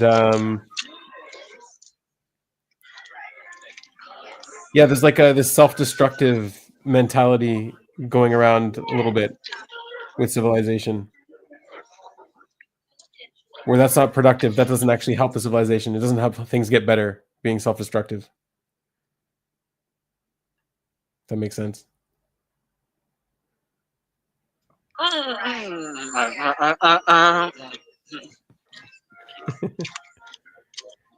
I just got a whole bunch of messages that I was kind of listening to you guys. So yeah, the breeder's actually going to come to our house now. Power on. Oh, sweet. Box in Yeah. mode. But I was listening to you guys talking about poverty mentality. Power off. And Yeah. yeah, I mean, I struggle from that. I struggle with that. Like, I do practice gratitude, and I think every day about that, and I do it in my journal every day. But then it becomes automatic. So you just Is think it for about now, it. though? But I think that like the hedonic adaptation is difficult because, like you were saying, like we're all so privileged, you know, more so than we have, you know, especially like in the Western world. But we just like adjust to what we have and raise the bar and want more. Yeah. Yeah, I mean, people didn't have enough free time to to feel poor. My desire is essentially what I'm saying is the same thing. We don't. It's like what happens if we have more vice and sin? What happens when we have less? More thankfulness, more push towards goodness. I guess So you could could go reverse. back to the monkey analogy. Try reversing the cause and effect. Try saying if you have more gratitude, then you have less sin, rather than saying if you have less sin, you have more gratitude. No, that's not what I'm saying. I'm using I the same know. principle you use. I know, but I'm talking about the Byron Katie. Reverse the cause and the effect. Oh.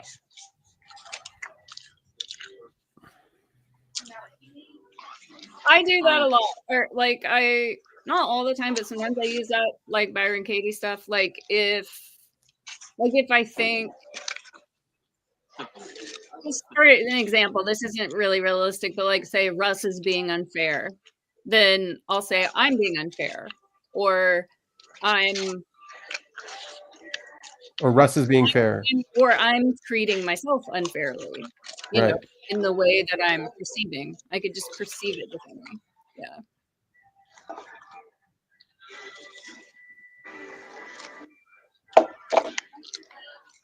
Huh. Very DI.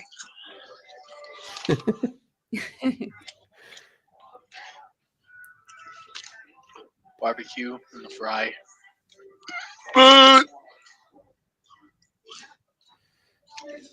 Well, I love the idea of somebody complaining about civilization as he's being served food prepared for him in a restaurant. Irony is not lost. It's really, the Byron Katie stuff is great, but it can get really intense and even hard to wrap your mind around it when she's doing her live, you know, working with people.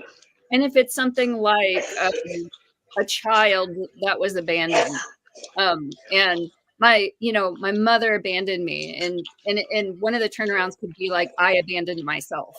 And it's really hard to say that because a child is obviously a victim in that. Right. You know? Yeah.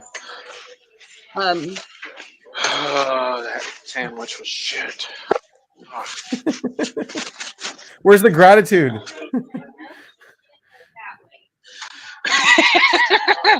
I'm the reason civilization is going downward. That's the Byron Curry Katie turnaround there. Yeah. Yeah, no, that's The Holy obviously Scriptures not of true Byron Katie. that they abandon themselves as children. Right. Yeah, I mean, you could also say, well, if it's my mother didn't love me, so therefore nobody can love me. You could say I don't love myself. I mean, as Yeah. an adult, like it's not the child's responsibility, but as an adult, it sort of is your responsibility to parent the child. You know, Mhm. parent your own past, your own inner child. There's also a lot of assumptions around that. Like, did your mother really abandon you? Did she really not love you, or was there something else going on? Maybe she didn't love herself. Maybe Mhm. that things like that. Yeah. Yeah.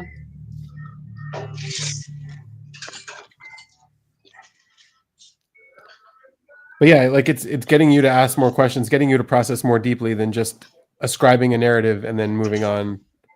Hmm. Yeah. What are your animals, Benjamin? What are my animals? Flash them animals. Yeah. I don't have any pets right now,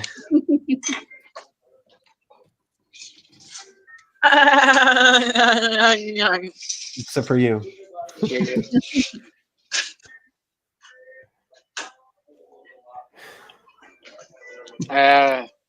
If he was one of your my pet, fiancés thought to how would say you that. calm him down and get him to take a nap?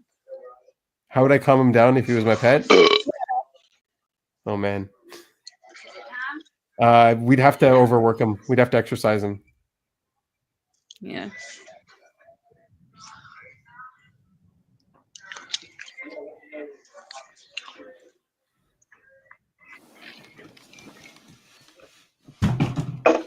You want to know what a T-Rex sounds like? No, Tell me how you think a T-Rex roars. I don't know if T-Rex roars. They probably sound more bird-like.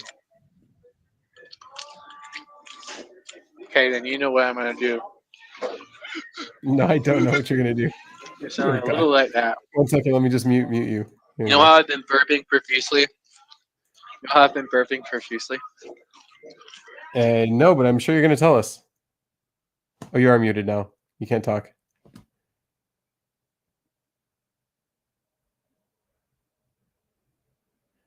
Because you're drinking your peaches.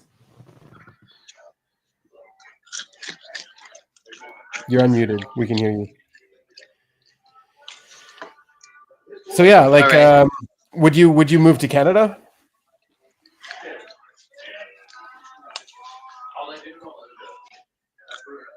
I'm not even sure about that. Yeah. Bottom line is we're done. We're so bored of these places. For her, it didn't feel like home over there. And then I just realized, like, Where is she in Canada? where is she in Canada? She's in Alberta. Oh, wow.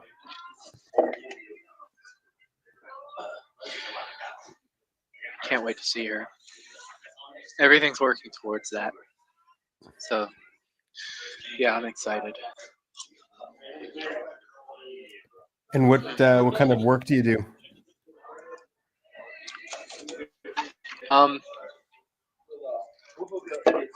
To be honest, this might take a bit, but we're just getting jobs. You're still in school, right? And no, not high school. I am. She's going into college. I'm in college.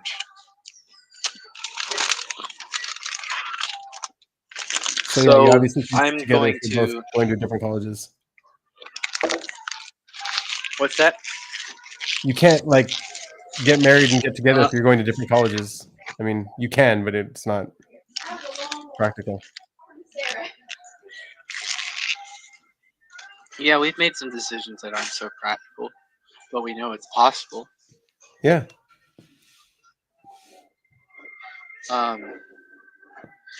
So we want to get through these days of college and meet and make visits you know, to be able to know that we're still in connection, you know, and then eventually we're going to move in together some way. But that'll be, I think, after we marry.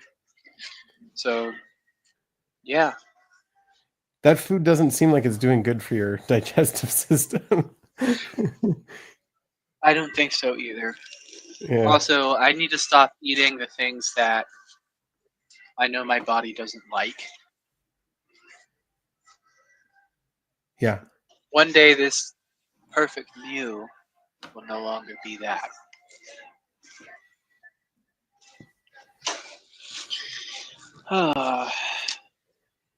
Do you ever get But do you ever get physical symptoms from your emotions? oh, your physical symptoms. You mean like, well, would that be a feeling type? Not necessarily. Just wondering for you specifically. Give me an example. You mean like, Like, do you actually puke if you're feeling disgust? huh? Actually, yeah, I do get physical symptoms. I don't usually like barf to something I find disgusting if I'm disgusted. But when I'm Feel gag? sad, I just can't eat. When I'm sad or like someone's hurt or something, I just can't eat. I can't eat. It feels like my body goes into survival mode of some kind and just starts burning all of that. Like goes into a mode of like sleep almost, to where like I'm not taking in anything. And yeah, Hmm. I can't eat when I'm sad. I can't eat when I guess I'm in care for somebody. I push it all aside and just wait for them. Just wait till things subside. Do you It's always hard for know, me to eat. I almost do you puke out. always know how you feel? Sometimes I'm dishonest by how I feel and can't even fully fathom how I feel. Sometimes the things that I should feel bad about, I don't feel bad about. Sometimes the things that I should be traumatized by, I'm not traumatized by. And I don't know why. But my fiance told me it was because I wasn't allowed to feel, um, in this sort of sense, um, like not being allowed to feel because I guess you're told it's wrong. I don't know how to describe it. It's like, I'm picturing how I weird guess that I must would, sound to you, Annie. Where like, is there a way that you should feel? Like he's talking about, I should feel this, but I don't. Is there? Yeah. What is that? Does that Uh, sound weird? I should feel this. no, I mean, maybe when I was younger, you're curious about things. Like when I was at my dad's funeral, there were so many people there. He was so popular. Everybody loved him. And I was sitting in the pew, and my cousin was sitting a few seats down from me, a cousin who's maybe 15 months older than me. And he just like burst into tears and was bawling and crying. Because it was, that's appropriate. It's a funeral. And I started laughing. So then, of course, I think like, oh, that was, some part of me thought that probably was inappropriate or whatever. Right. But as an adult, no, it's like however you react or feel is probably normal.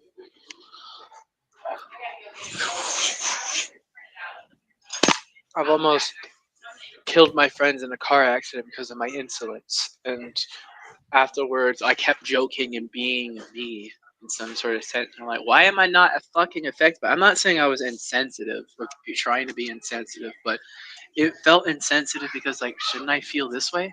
Like, shouldn't I feel like, why isn't it having an effect on me? And I process it and cope a little bit differently than everyone I know. And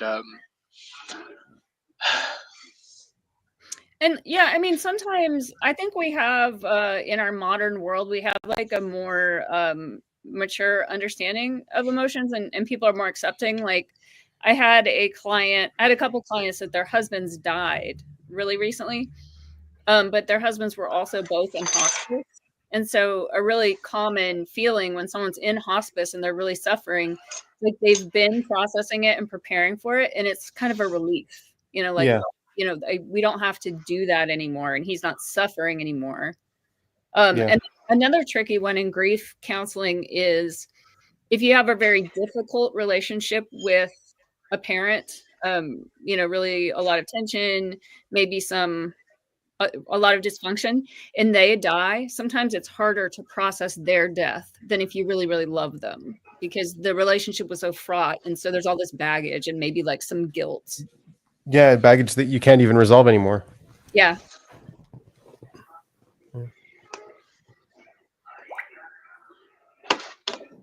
Trauma works in interesting ways. I think I'll study that.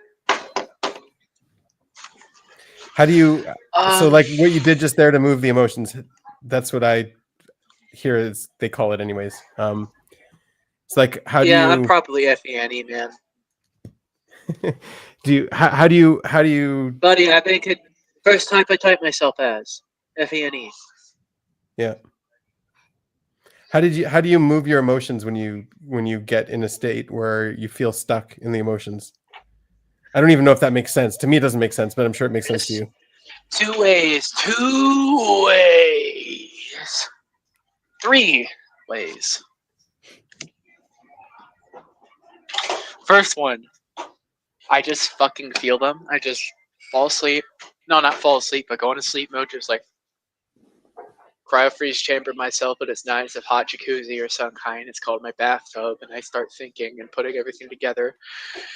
I just cry, and then usually after that, or during that, I'll just go to a friend. I just go zoom, go right to somebody, talk it through, talk the ideas, vent to them. Usually what I'll do, but and then the other one is like not profusely screaming, but like Power on. kind of shaking it off. Mode. Kind Power on. of shaking it off, you know, kind of screaming a little bit and just ignoring it in some way, which is the least healthy way. It's not actually getting the job done. So I'd say I primarily cope with it by talking to somebody else, crying or praying or something, just processing it really. What about like That way? is there like a bottleneck feeling like it's got to move through but it's like there's something stuck? Something makes me constipated. Yeah, like a constipation in the feelings. I'll be honest, it's kind of like I am constipated, but in the long term. Like, if there's something constipated in my feelings, I need to resolve it, or else I will not function properly. Like, if there's a conflict between me and someone who I love, if there's a conflict of myself, like, if there's like a philosophical, moral conflict that I have with something going around, I try so my best to ignore it, but I realize I have to resolve it. I have to face my fears, and I will not function correctly or live freely or happily without that. I think that's also one of the reasons why some couples, like, you have this stereotypical kind of couple, this image of like a couple that hates each other, hates being around each other, and they continue to sin. But when they're away from each other, they're really happy, and they're all like, "So happy, my wife's not here." Yeah, I think it's because they have a lot of unresolved conflicts that they want to run away from. In the same way, when you have a place where your problems are not to be met, it's an easier place. But you're not. It's kind of like the civilization thing I was giving. It's like you can't. It's like what I was saying is like because you feel like there's no more problems you can't deal with as a human being right here because of innovation, materialism, you have that dichotomy coming in and replacing the human experience with problems that can easily be solved, more so than it is solving problems in of itself is a problem. And it's running away from the real problems that are meant to be solved by you. In the same archetype, you have some people who want to run away from their emotions and don't face it. You I'd say identify with running away from problems that are too hard to solve? no, I'm saying that I'm giving you a dichotomy between two things that are very Yeah, similar. I got that. Which one do you fall under more in the dichotomy? I like facing everything, and I like to face it as fast as possible. I get the bull. You know? And if I can't do that, then I feel stuck. And I have to make my own solution in my head for a meanwhile. So yeah, feeling type. Get it. OPS minions. Feeling. Intuitive. Decider. Yeah.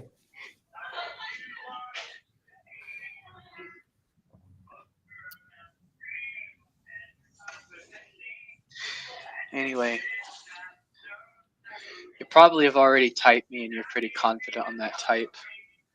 Well, no, I'm not confident on any type really. But yeah, I'm leaning in that direction for sure. Question is, do you resonate? Like, do you resonate with that being your struggle? What is that? What does that validate matter? your struggle? Oh, I see. Is this people can have their own resonation or view about their type, but I've seen too many cases to where people don't face the objective truth of what the fuck they're doing in actuality. I can resonate with ENTJ or ENFJ or INTJ more, but in actuality, I could be an ISFJ. You know, that's the case. You know, like it's the case. You could be what you called Hank. I don't want to be Hank. If you want dessert, we can add that. No, thank you. Okay. Oh wait, I have my Money? yeah. Give me all your money. Oh, surely. Thanks. How much you got?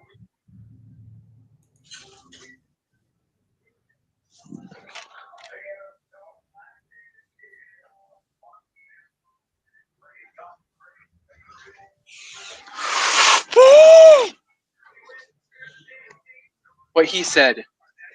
What Yeah. he said. He's our Alright. he's our new YouTube star. Here's your card back, Sure. and then you fill that out. I think you're good. If you wanted to go tea, let me know. I'll Don't check make on me you. fat. Yeah, Don't put that's me a what part we're- of the percentage of world obesity. You will be a statistic from now on. Remember, we need the whole world, and we need to call the Avengers. We need to call the Avengers immediately, and to stop the Apophis asteroid in 2030 from hitting the Earth. It could get here before that, and I'd be Call the okay. cops, hurry.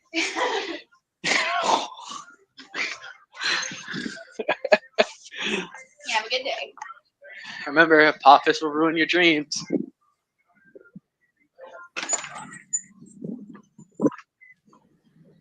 Do you not cook? Yeah. What's up? Do you not cook? I don't cook, but I think I should. I think You're not everyone an needs ESFJ, then you certain can't. skills. I'm Not a just kidding. TI Dom almost beat my ass because I sounded like an orangutan when I came up to them. And he was like, "Are you over 18?" And I'm like, "Yeah." Could have got your shit knocked out, bro.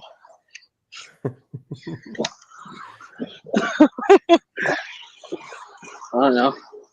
Did you tell him his eyebrows look familiar? Shut up. It's a good one. It should calm the Yeah. situation.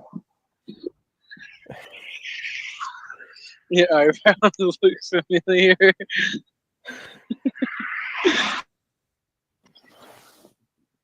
Oh man. Anyway,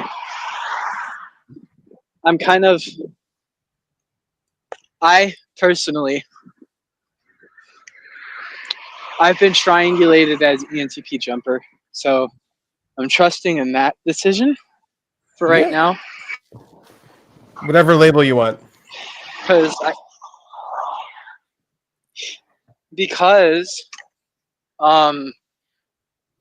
I believe I'm a and combined with FE savior. You're a social what? Ugh. I agree. I agree.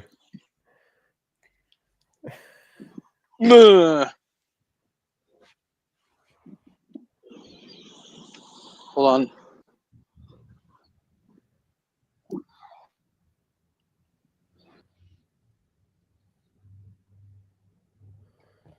Do you see me? Do you hear me? Do you Yeah. know me? I don't know you. Good. God is good. God is great.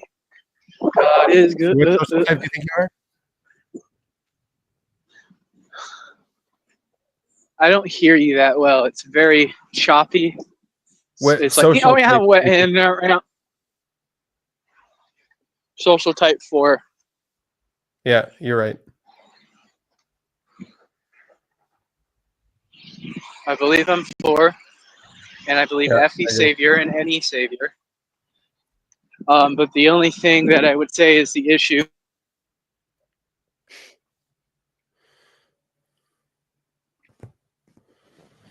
He's not getting too phased by the technology stuff, eh? Mm-mm. I think it's bothering me more than it's bothering him. Yeah. Have you been playing guitar lately? Yeah, you're observant. I played a little bit today. Yeah.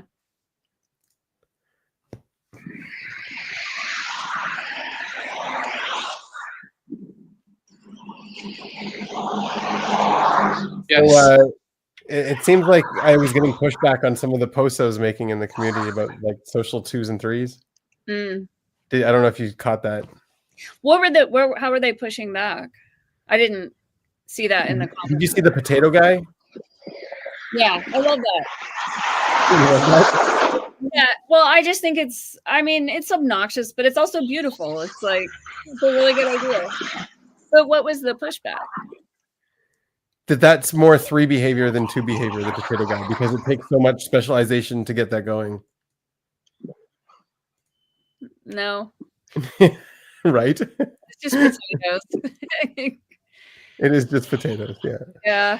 Let me pull up the comment. I mean, it's a pretty scammy. It's a brilliant, like cuddly scam. It's not going to hurt anyone. Yeah, it's not going to hurt anyone. Have y'all typed Willy Wonka? No. Do it. Why do you want to type Willy Wonka? He's a fictional Because character, I want right? to. Yeah.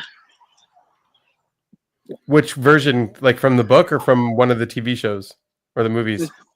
The movies, 2006 guy who is like, you Like, could say he's an ENTP Johnny or Depp? an FP. Was it Johnny Depp who played him? Yeah, Mm-hmm. that version. So What do you one think thing he you is? do see, I think he has sleep last, because Yeah. every time he gets shoved into his SI past, it's like a demon, and he always like tries to bury it, and it comes out, and he's like not aware of it. He's just like go go go, but also he's away from the tribe and just against people. So I'm thinking like a demon DE function of some kind. Ugh.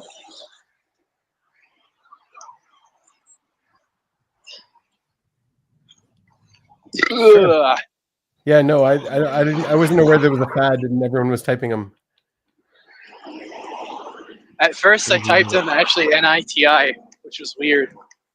But I kind of accepted it because I was like, well, because OPS is weird and it's different than NITI, then what if?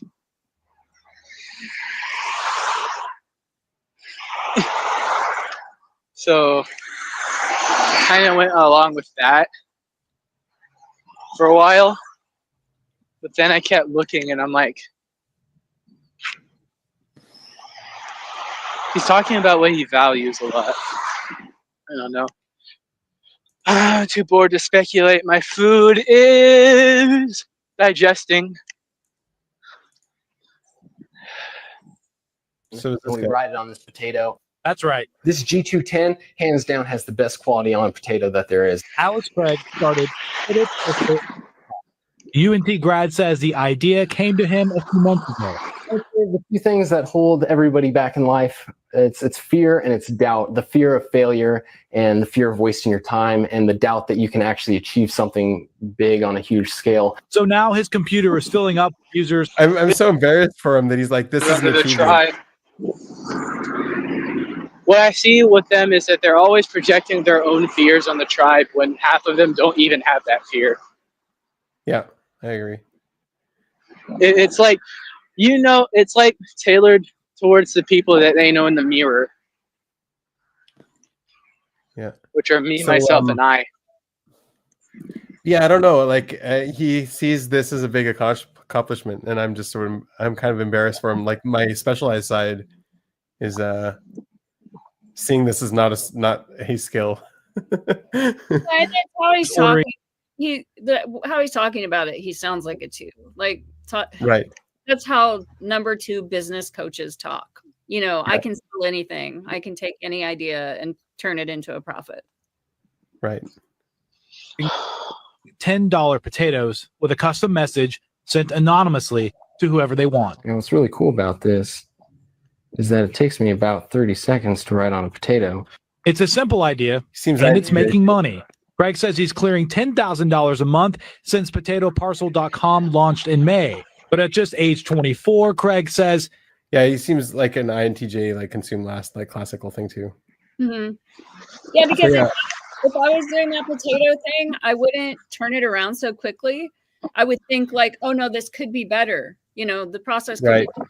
Or I've been using this felt tip pin to write on these potatoes, but then I found this better one, so I have to like start over and do it all different. And it's this specialization, like, and I guess lead consume perfecting too much. That perfecting too much gets in the way of actually selling and profiting. Yeah. So this one here, Siobhan said, yeah, that's too much specialization for a 2. It would be fine with potato people doing the work for me. I'd be fine with the potato people doing the work for me. Who are the potato people? Like, who's a potato specialist? Who would do that for you? People in Idaho. But like, would they be a specialist on writing on potatoes messages? No, the thing is, you can tell by looking at this guy. He's doing potatoes this month. Next month, he's going to be running a different scam. You know? Yeah, so that's what I answered. Looks like a severe lack of specialization to me. Too lazy to develop a skill, so he just invents a scam. Yeah. Yeah. But yeah, like some pushback here from her. I don't know why. Yeah, okay, I kind of honestly work the same in some way. Like I come up with an idea, and if there's a better idea, I'll scrap it, and then like I do it my own way, and I'm like confident in it at that point, but then I don't actually accomplish it because I'm lazy. I have that problem with my jewelry that I have for sale in my shop. I'm like, I made this jewelry 2 years ago, and now my skills are so much more improved that I want to take all that away and put the new ones because it's better. And the idea in my head that it could be the next iteration is gonna be even better, like prevents me from. Right. Yeah. You could just label it as like version 1. Yeah. Version 2. Well, yeah, I'm gonna have to go. Yeah, nice, sweet. Yeah, Russ is doing all this puppy preparation, and like, yeah, she's gonna be here in like less than an hour. So Sweet. Yeah. Thanks for joining, Annie. yeah, Good luck. y'all have fun. Bye. I look forward to the pictures. And then you're okay. Would you tell us that you're okay? There's a sign in the window that he struck you. A crescendo, Annie. You carry your apartment with the bloodstains on the carpet. And you ran up to the bedroom. You were struck down. It was your doom. Annie, are you okay? What am I doing Oh, with wait, my she life? left.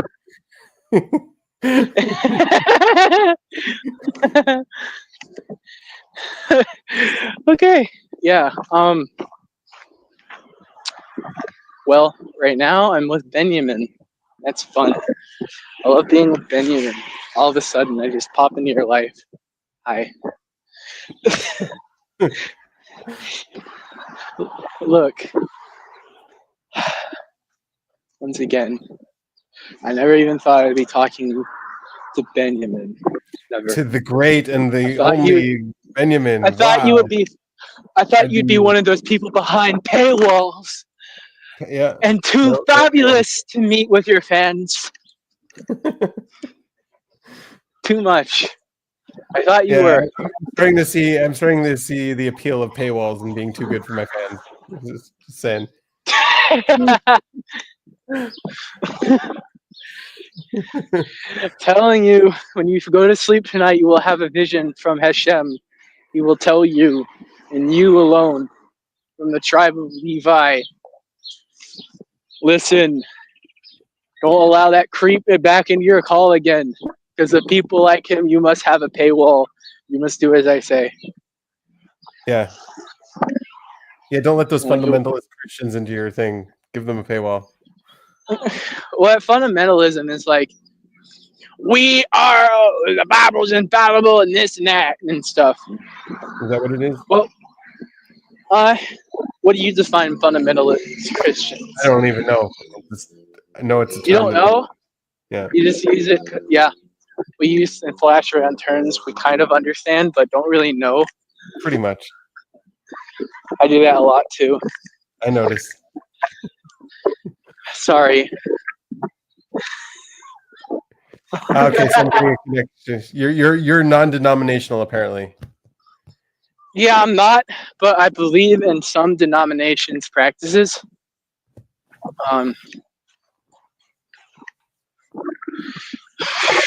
So I kind of can't, like, because here's the thing: if you were to go to a denomination, you have to die on that hill completely. Non-denominational as a box, it's like I'm in the box that doesn't fit into boxes. That's my box. It's another denomination in of itself, Yeah, and it's exactly. like many different personalized sort of boxes and all together. It's like essentially still creating your own understanding. I just don't know. Like, here's the thing. I believe God has a lot of grace when it comes to like believing in Christ, in the sense of like, after this amount of time and after this amount of people arguing and over doctrine and death and war, it's like God has grace on some people, as long as they believe the truth that all must believe. And all must believe. That's the big because you must believe the truth, but all must believe. It is dogmatic, yeah. Otherwise, Christ hell with you. Not that God sends you. How do I say it? God is a just God, and Gehenna is a place for the unjust. You don't think that like, much mercy? I don't know. I think it's annoying that like we're all born. We were all born. We were all sent to this world in the same way. Like there's no one knows the way. we all know the way, right? More in that direction. We all know the way. We don't need someone else to teach us the way. We already have the way. We don't need something outside of ourselves.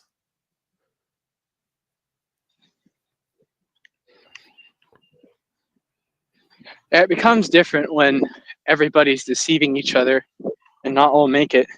Well, that's the thing. None will be able to make it. One of the main deceptions is I have the way and you don't, and you need to listen to me now. Yeah. That's a deception, in my opinion.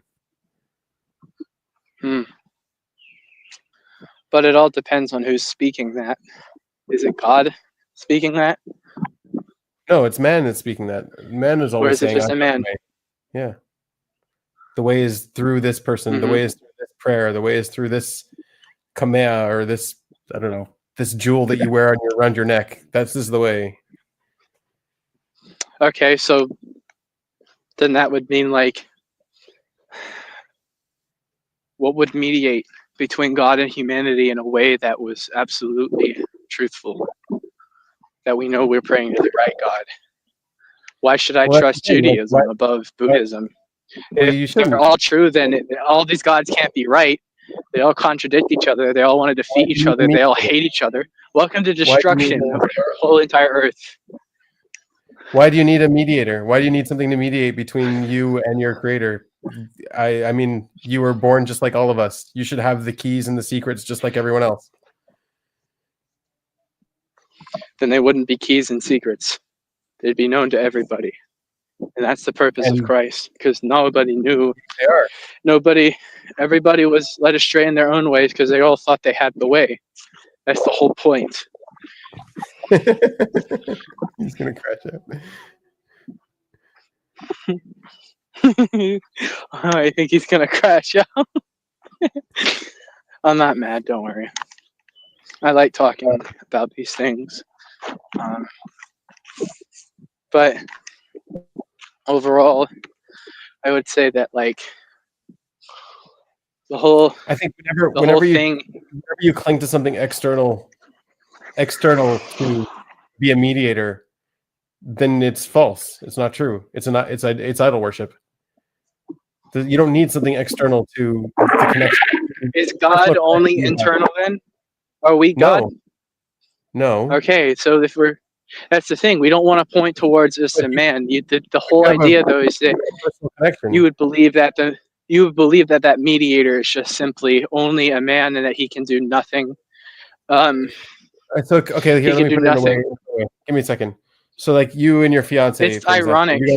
you guys end up getting married. All right. Let's say you end up getting married. You live together. Then all of a sudden, she's like, "You can't talk to me anymore. You need to use this mediator here." And then now you can only speak through somebody else. It hurts the connection. It does. It separates you. Yeah. But it's different. But it's a little different with Christ. It's a little different with Jesus. It's not quite like that. I think that in of itself is, I wouldn't say a terrible straw man, but it's like it's almost there, but it's not quite, because the connection is actually the whole point of Christ is to reconnect humanity back to God, because they went astray, and so did Israel. But then you don't. But then you don't need anyone. Because You don't need someone external to do that. so we don't. Well, yeah, you need God to do that, and God did do that for specific reasons of giving his own life as a human being in the form of a human being so that he can account for the covenant that we broke with him rather than us. How do you work on TI with someone who's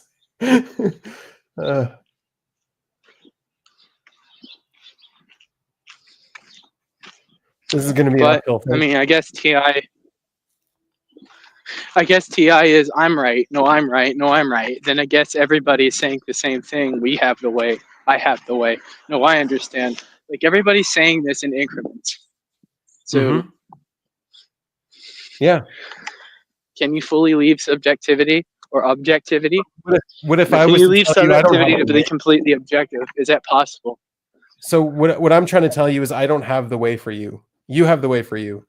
I can only connect to God through me. I can't connect to God through you. You're the only one who could do that. And so my statement is I don't have the way for you. You have the way for you. Don't listen to anyone who says they have the way. Yeah, I agree. I'd only listen to God. And if it is confirmable,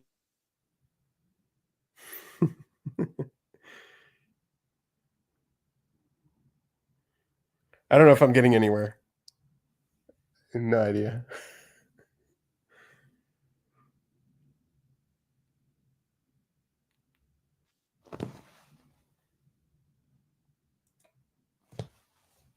I've returned. There we go. Good luck.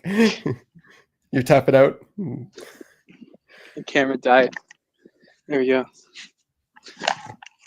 So anyway, yeah, I agree that we wouldn't follow any person who, like, I already agree with your circumstance. It's just about the authority who's coming ahead, if he's from God or not, if he is of God or not.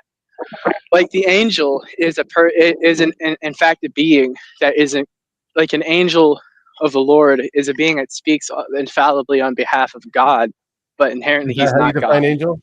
Is that how you define angel? He's a messenger. Okay. He's a messenger of the Lord. And usually these messengers of the Lord aren't human. Sometimes a smack but in the they come in face the can be a form of human. message too. It doesn't have to be human. It could be a smack in the face. That's a message.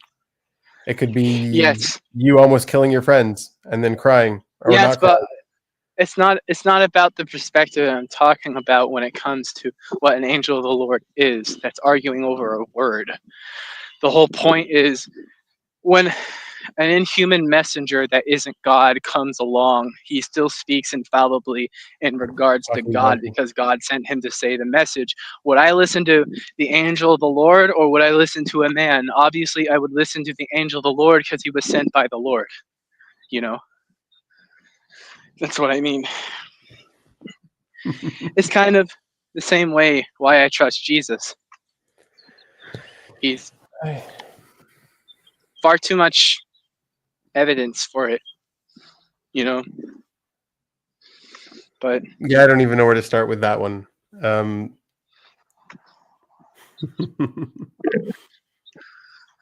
it all depends on the interpretation of the Tanakh that you have. Okay. I have exhausted you. No. That doesn't mean doesn't mean that I win at anything. It's not about winning or losing here. I just want to bounce thoughts. Yeah, well, I mean, you don't want to. Winning is getting to the truth. Winning is.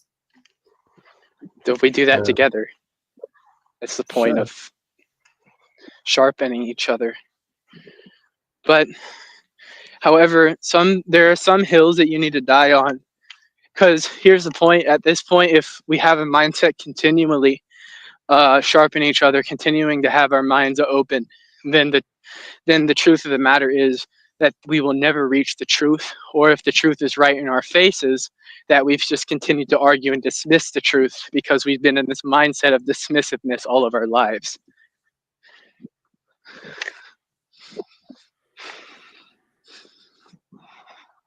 So when are you going to accept any truth at that point? If it's anti-truth to how here's the thing, like if it's anti-truth in of itself to die on a hill for one thing, right?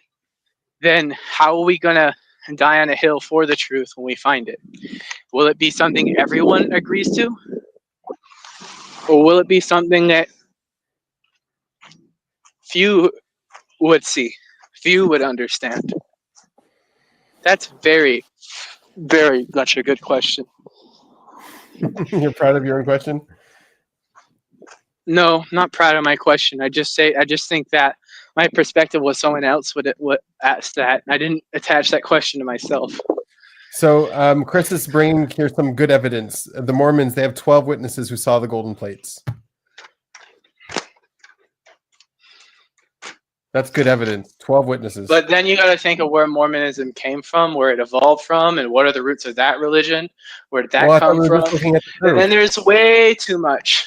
Not the causes, the proof. The witnesses. Right. The witnesses is good proof. Why not? Right. The entire Jesus story is based on witnesses too, right? Oh, well, here's the thing. Like, what would the witnesses be without the roots? And what do the roots prove about Jesus? Well, the roots are the golden plates. And what are the people who said they would? What about the witnesses of Jesus who said that he wasn't the Christ? Who all agreed that he was just a prophet, or that he was a liar, or perhaps Beelzebub was possessing him? You see, it's not down to just the witnesses. It's down. It's down to. It's down to what is, I suppose. I guess that's how I could say. what's there, what's regardless of subjectivity. And if it falls in line with what the apostles are sharing about Jesus and what Jesus has taught, and falls in line with, if Jesus falls in line with what the Tanakh has taught, with what the Torah has taught, if he is the Messiah that is prophesied ever since the beginning and the Savior of mankind. Where is this prophesied? Tell me.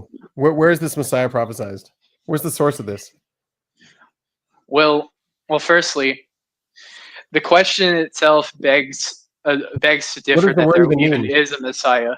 Well, what does the word even mean, Messiah? That question itself, though, begs to differ on whether there is supposed to be a Messiah or not. Not on the question, the real question, which is that there won't, that, how do I say it? That the Messiah is, maybe he's political, or that, you know, but. Well, where does it come from? Where does this whole idea come from? Who invented it? Invented. So is everything in the Bible invented, or is it really of God? Is God real? And you get back to those questions. You have to backtrack a lot. You can say he's the ultimate inventor, but yeah, where does the concept come from, Messiah? Where does this come from? Because Moses never really said anything about it. You could argue that he did. There will be a prophet. Where? It's like Deuteronomy chapter 18. There will be a prophet among you. Also Deuteronomy 13. I think that talks more about it. Okay, so you know. Well, no, not about the Messiah. It talks about a false prophet. But a prophet is a prophet. A prophet isn't the Messiah. There's two different things. But that's the thing. Like, there's many names for the Messiah too. Like, he is not only a prophet, but he is a king. He's not only a king. Okay, so he wasn't a mediator of a covenant. And he wasn't a king. Oh yeah, I mean, he said the prophecies do indeed call yourself state a king and be a king. Like, Trump is a king, right? Trump had an election and he's now considered a king. He has to, yeah, and then God sets up kings and puts them off. But it is about whether, is it about, here's the thing, what does the Tanakh define being a king as? The Tanakh doesn't really talk about a king until Samuel. Yeah, till Samuel. Yeah, until after Judges. So where does the idea of a Messiah come from? Because if you want it, because like your statement was, does Jesus fit the mold of Messiah that the Tanakh is putting forward? Okay, well, what is the mold of Messiah? The idea of Messiah has been already reviewed and understood by Judaism. I argue ever since after Solomon. I mean, it's about being, and in even Babylon, it's like Daniel prophesies about the Messiah, who is the anointed king in chapter 8, or I believe 9. It talks about the resurrection, which are the just and the unjust, in chapter 12 of Daniel. And then inherently, it also talks about the righteous king in, I think, Psalms 117. How he will. I remember the words, but I don't remember. I don't remember it perfectly, but I see it in front of me. Then there was. And then there was the beginning in Genesis, how even since the beginning, which Moses wrote Genesis, and it's how your seed will crush the head of the serpent. You know, he will bruise his head, he will bruise your heel, and he's speaking to the shining one in regards to. So you know how whenever in physics or cosmology or anything, we find something, it's like, oh, we don't have an explanation for it, and then like the automatic human response is, oh, that's God. That's God of the Gaps argument, but Right, I'm not. exactly. You're trying to compare that argument as in Messiah of the Gaps in some way. Well, like it's like a confirmation bias. It's okay. We don't. You automatically throw the conclusion that you already have into that gap. Okay, so how do we know the real Messiah then if we can't use the Tanakh, if the Tanakh or the Torah hasn't confirmly told us what to look for when the Messiah comes? Well, yeah, it doesn't say what to look for when the Is Messiah there comes. is there dogma on what the Messiah is? And if not, then everybody's a Messiah, I guess. So there is dogma on what the world becomes after the Messiah, if that makes any sense. Okay, Not yeah, really- absolutely. I agree with that. The new heavens, the new earth, everything to do with that. Sure. And righteousness, peace, justice, the righteous ruling over the unjust. Like, obviously, like everybody, that will happen. And I agree with that. And I'm happy we agree with that. But I guess what is our disagreement here rather than just the prophecies? We can put those aside for a second. Do we disagree on who the Messiah is, and do you even believe in a Messiah? My fundamental disagreement is intermediaries to God. That's my personal fundamental. Oh, so why do you disagree with the priests and the high priest themselves who intermediate between Israel and God? There's a difference between. So first of all, when a priest dies, you take a new priest. It's a Right. chair. So he continues to die just like the sacrifice or continue to be burned, which aren't enough for the human condition. No, it's not. My point being is this. You're always going to sin. You're always going to never be enough before God because he's perfect. That's my point. I'm just going to continue to sin. My heart's never going to be perfect before God. And sacrifices won't do it because I'm always going to need forgiveness. So what's going to replace my sinfulness into already having broke the covenant, which I am liable of death for? What blood? You know, what's going to be perfect? You're already starting from a point of view of we are born sinners. Oh, really? So you're not a sinner? What is a sinner? Here we go. Okay, better. I'm not gonna tangent. Yeah, I'm not gonna tangent this time. No, 1 second. Let me answer. A sin is not an identity. It's an action. All right. You don't become a sinner. You perform sins. You do sins. It's like, okay, you killed somebody. Are you now a murderer, or did you murder somebody? Like, is that label now on you forever? Is that who you are? To be a sinner. That's an interesting argument. I've never heard that one before. I like that. Thank you. I actually do. Wow. Okay. Interesting. But I would say that if that argument were to go on its own, it wouldn't stand up against the counter arguments, and I don't see them yet. I would need to think on that, but there probably are a bunch of counter arguments that have to do with scripturally that would really just kind of destroy that. I mean, like, let's go to Genesis again. Like, they're separated from God in the garden. They're kicked out because they're impure. Now they feel shame and guilt, and there was a total spiritual separation and transformation that happened when they sinned. I mean, okay. Why are you laughing? I mean, that's what happened. Why did they feel? Is that what happened? Why did they feel? Why did one point joy and purity and oneness with God and had all the fruit of the garden, but because of their sin, they no longer, they basically, now they need sacrifices, now they need to gain God's favor. Is that what happened? Is that what it says? I mean, that's the overview of what happened. I mean, we could go back into the Tanakh and argue words. Are you trying to make me unsure about it so that I cannot defend the argument in of itself? No, I'm not trying to make you unsure, but I just don't. That's not how I contextualize it. I don't see it like that.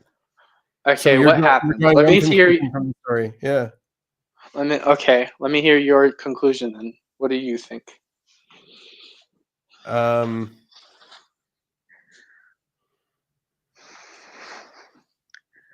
don't need a Bible study. I just want to know an overview. Yeah. No, I think it does express a very deep aspect of human nature. It shows human nature that like it doesn't matter. Well, one of the things you can draw from the story is it doesn't matter where you are. Nothing will ever be perfect. You can literally be in the Garden of Eden, but you'll still feel like you're missing something. You'll still feel like it's not enough. Yeah. So, I mean, like, I don't think sin is the message or the moral of the story. And it doesn't have to do with sin. And like, what was the sin? Was eating from the tree the sin, or was it doubting the sin, or was it listening to the snake that was a sin? Right? Like, you want to point at the sin, and even like the word sin doesn't show up there. There's no. Yeah. It's not a story. Like it's like so. If you think the story is simple, then it's not you simple. didn't get it's it. not You at all. I don't think it's simple. I think there are multiple ways to look at it, and all are enhancedly. Most of them, I would say, are objective. Like what you just said there, that's a very objective approach. Like to think of that, no matter where you'll be, it won't be perfect. But God is our perfection. God is our fullness. Well, Lord is our righteousness. Well, there's always going to be things that are not the path to do. Like there's going to be things that you shouldn't do. And if you want to represent all of that into the essence of this tree, but what is the tree? Like why is a tree a sin? It's the tree of knowledge of good and evil. Why is that? Why is it called that? Why is Etz Hadat Tovera? Why is that the name of the tree? And why is eating from that tree now changed humanity for all time? I don't know about sinning, but it has. It's because what it does is humanity. This is why I actually see it. Like you have answers, but not enough questions. Okay, go for your answer. I've had plenty of questions and answers then, but maybe they're not the right questions. But it helped the knowledge of good and evil, eaten from that tree, helps us to see both perspectives and whether we lean towards one or the other. Right? It's like whether we choose the Lord or not. Right? Well, what was it before? What was the perspective before seeing it as good and evil? What was the perspective? The tree of knowledge of good and evil is at the point of where we know what we have done is wrong because not because the tree itself gives the knowledge of good and evil, not because the tree itself is the thing that gives this knowledge, but like it's like I'd say it's like God told them not to do something and they received what good and evil is, based on like that the readers are taught what good and evil is based on obeying the Lord and not obeying the Lord is. So yeah, look at it again. What did God actually even say? Did God say don't do it because this is evil, or don't do it because you will die? Right? Don't do it because you will die. You will surely die.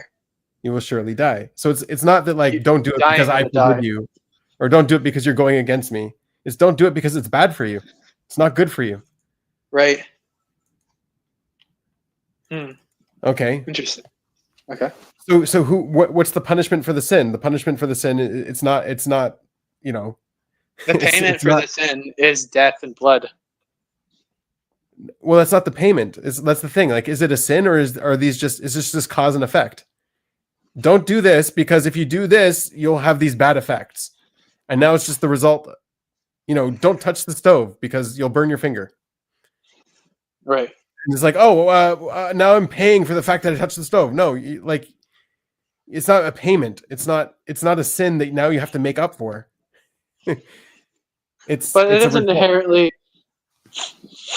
doesn't inherently mean that death, like physical death, came from that place. That's an argument I hear many of my kind, like saying, like physical Christians, like my brothers and sisters, they argue that physical death came from we were immortal and stuff and yada yada, and you don't agree with that. This becomes dogmatic, you know. Like what I think is that there was death, but there was a lot. It was because of the continuance of sin, the continuance of what is wrong, that Again, like things why became do you have worse to bring sin into over it? time. What is sin? Is it doing There you wrong go. That's a good question. before What is God? sin? That's a good question. What is sin? Yeah. Is it doing wrong, or is it doing wrong toward God?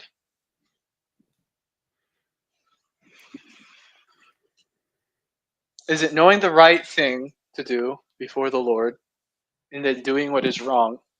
Yeah. Or is So we it just talked about doing this before wrong? here. So chote, the common word for sin is chote, is to stray, is you're missed. You strayed. Right. Okay. And when you stray, like if you're shooting an arrow and you stray a little bit, you miss what You you're miss the aiming mark. Sin means miss the mark. Yeah. for. Right. So We always miss the mark. We're always sinning then, right? missing the mark is a result. It's like it's just what will happen. It's not there's no magical thing going on here. It's not, oh, you sinned, now you go to hell. It's you sinned and now you have to suffer because you missed.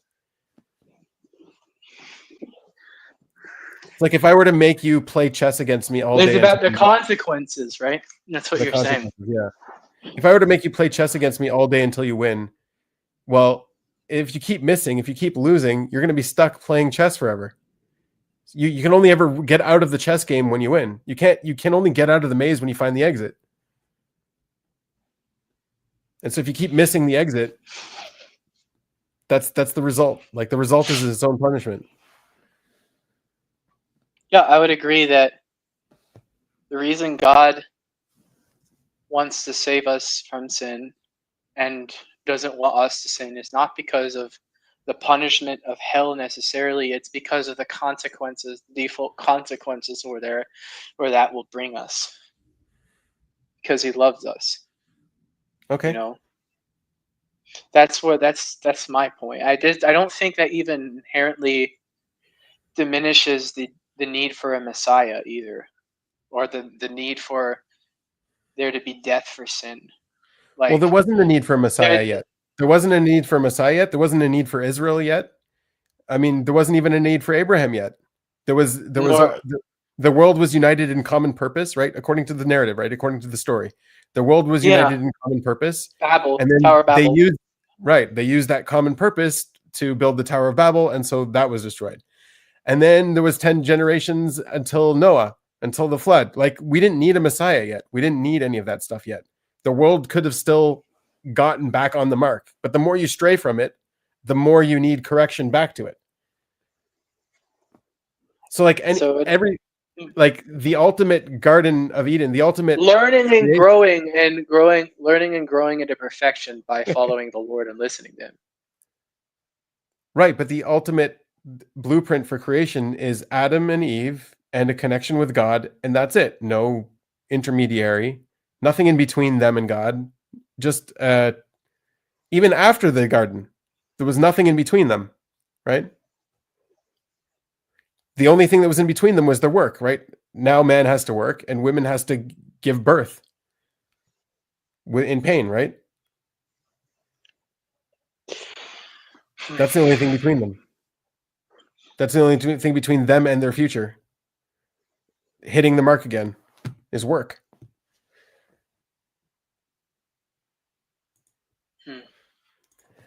And even when you look at the history of Israel, there was no need for a king until Saul, Shaul, Saul. There was no need for a king until Saul. I understand the names, the Jewish names, Shaul. Yeah. You could say, however, I'll understand it. But so there was no need for a Messiah, right? Shaul was the first Messiah, well, like the King Messiah. Mashiach means anointed. Okay, so there's Mashiach, right? The high priest was a Mashiach. He was an anointed to be the priest, and there were other prophets were anointed. A whole bunch of different anointing, But a king is one of the ways you anoint. One of the anointing results is a king. So they call him Mashiach Hashem, like anointed to God, right? So the prophets, the priests are anointed to God, and so now you have a king finally anointed to God, Shaul, the first one. So there's no need for a king, which you call like the Messiah is the king, is like what you're talking about. So there's no need for a king Messiah until Saul. Hmm. But what was the whole point of God using Israel in particular, or Abraham? What's so special? Nothing's particularly special about Abraham other than the fact God chose him. What does he deserve above any other person in Mesopotamia or Samaria? For his The own. question isn't bad. The question isn't bad. The premise of the question is a little bit off. I know. I'm asking. Yeah. I'm asking. I still just want. So Abraham wasn't chosen until he chose. Abraham did the choosing.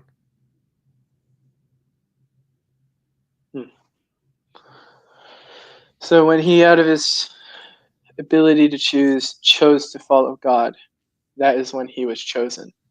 Right.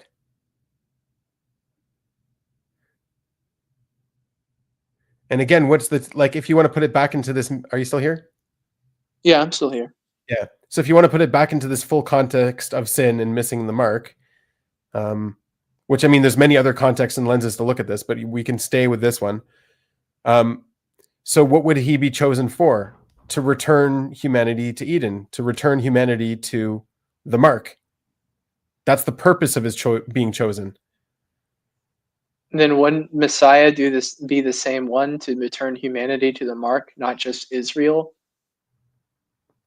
Wouldn't Jesus be the one to return humanity and correct humanity once and for all to the mark before he returns and judges the wheat and the chaff?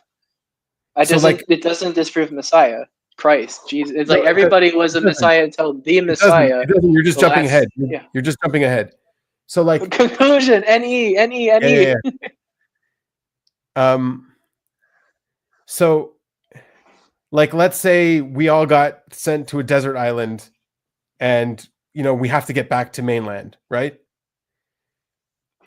But then when we're on the desert island, we also mess up and then we have to fix a hole in the roof or something like that. Right? So it's like the further we are, the more we can keep messing up and missing the mark. Like we need to fix the hole in the You're roof. explaining the same. You're doing NI so much. You're so fascinated in NI, aren't you? Saying the same thing over and over again in so many different ways. I get it. Like when we're there, getting back to the mark is getting back to a house with a roof. It all leads back to that. And I think that's a fundamental agreement. I didn't explain it yet. You didn't. There's no way you could have gotten it. So like there's an end goal, and then there's different tasks to get to that end goal. And the further away you get from the further away you get from the end goal, the more tasks you keep adding. And so if you don't need a king yet, it means you haven't had that task added to you yet. Like you don't need a king to get back yet. Oh, now you've gotten so far away that you need a king. So it's about working your way to. It's about working your way back to the mark. Right. Back to the mark. See, I already understood that. Yeah. But so like. But now I understand it better. Yeah. But the king's purpose isn't to get you back to the mark. The king is to fix whatever problem he exists to fix. He didn't need to exist yet. He only needed to exist when there was a new problem. Now that there's a problem of nations, now you need a king. Okay. When we were all one nation, we didn't need a king. So the new heavens and new earth is okay. So the new heavens and then by that, the new heavens and the new earth that will be where righteousness will rule forever is the mark, the return to Eden in a sense, right? Debatable, but okay, you can look at it like that way. I look at it a bit different. Okay, tell me.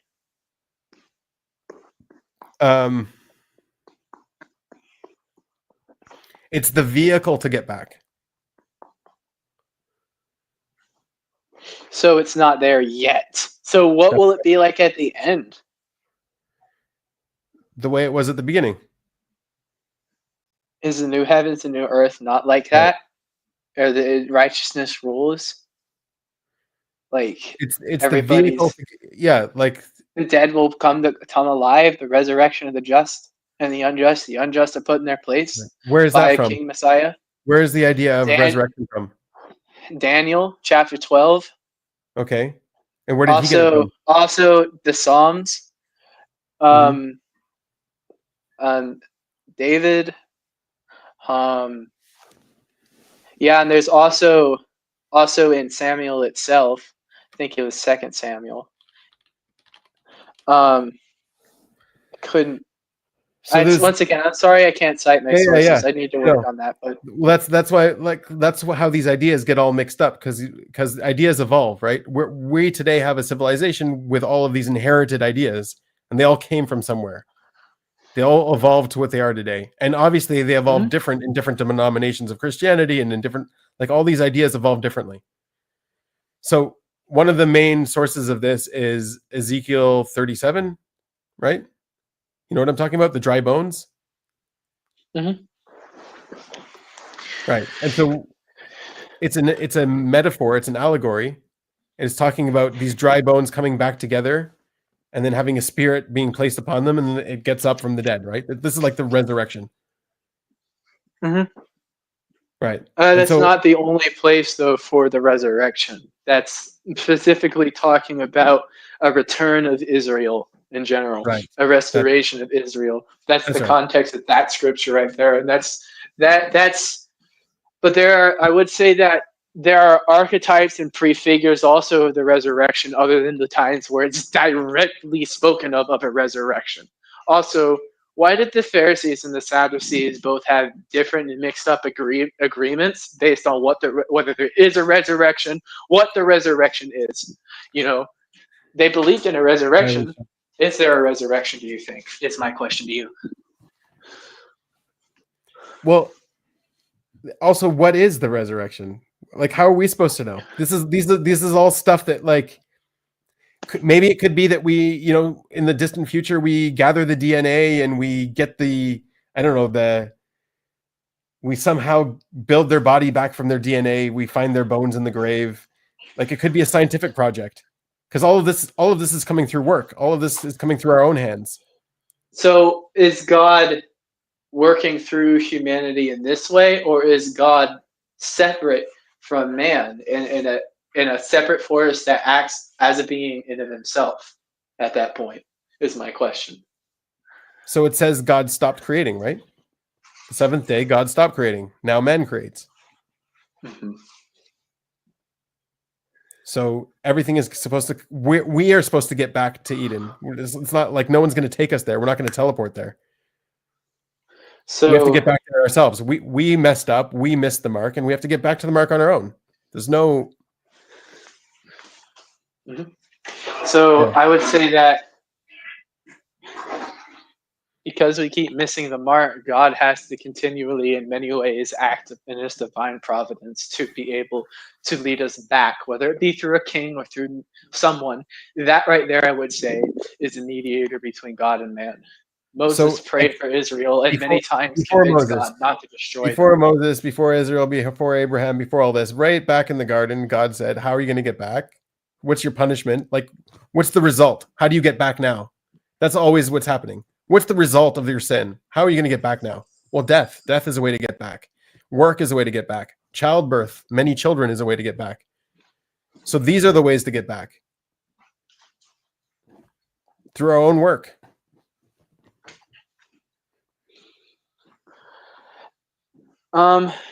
So then what is the curse? Why does it say it's a curse? You are cursed to do this. You are forced. And for the serpent, you are forced to crawl on your belly.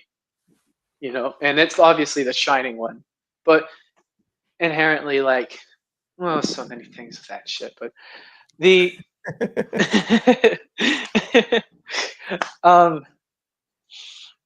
But yeah, like, what is the curse? Is it a curse, and what would we define a curse as? And if a curse Okay. is a good thing, why am I cursed? So then also you have to look at what is the word curse. Oh, What is the word wait. curse? I think I know what the word curse means. Can I say my Sure. my understanding of Do it? it. Okay, work. The distance Yeah, I know. between us and God, or us and the mark. That's the curse. And it's a curse you can break out of. It's chains. So I don't know I'm going to look up the exact word, but usually curse is aler. Aler means Allah, Allah, it means to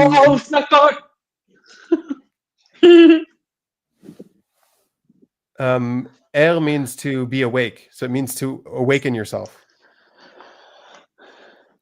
So I'm going to look at what the exact word here is.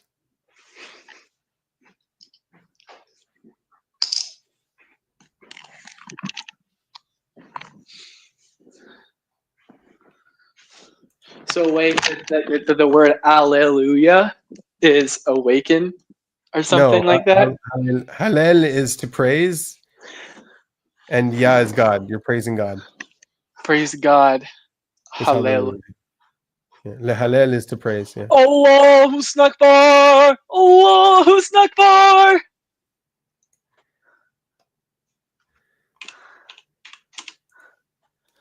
Allah at the snack bar. Yeah. So where did you do you know the verse where it says cursed? Oh, here, cursed is the ground.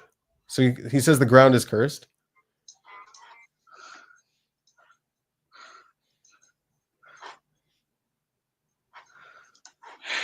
Yeah, the ground is cursed. Erura. Yeah. Arura.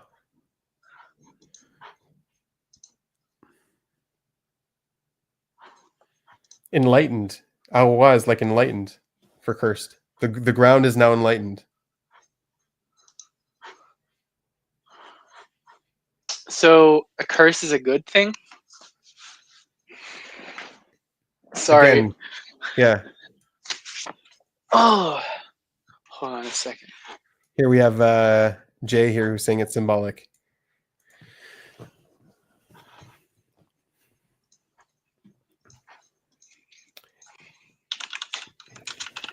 So put it this way.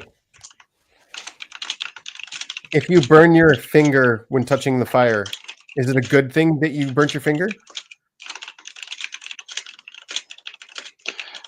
It's that you learned, yeah, the knowledge of That good you and evil. learned, right? It enlightened you. Mhm. So the curse enlightened you. That's what the purpose of the curse is. That's just saying knowledge is salvation. Sort of, yeah. Also But like, if you miss the mark, you're gonna have to figure out the knowledge. You're gonna have to be enlightened. And until you are, you're gonna keep going down that path. You're gonna keep messing up.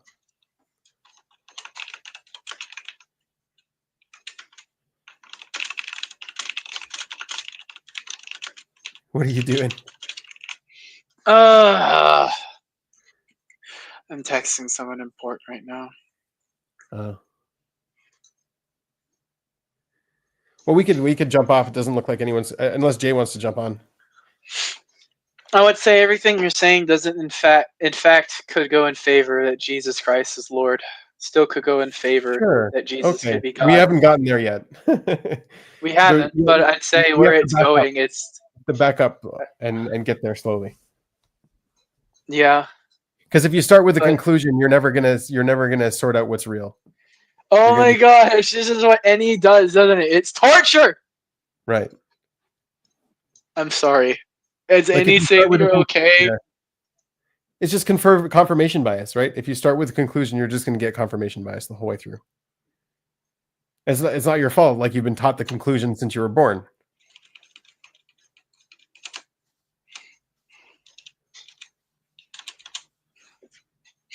Anyway.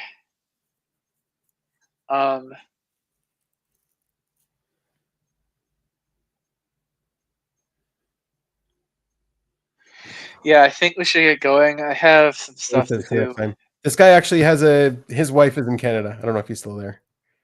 She's still there. Financial. my fiance. I mean, fucking. Why did I financial and fiance look similar in words? I don't know why. My brain made that connection. Yeah, they're actually really similar. Lots of similar letters. Yeah. Okay. So, anyways, now afterwards, what's the conclusion about my type so far, or at all? Like so far, what has it evolved into? Jay, what do you think this guy's type is? Have you seen him a little bit? Jay's really bad at typing, but he thinks he's amazing. Let's see what he says. Ah, He can't tell though because he doesn't see your face. He's got to see the way you talk and process stuff. yeah. Okay. You have any?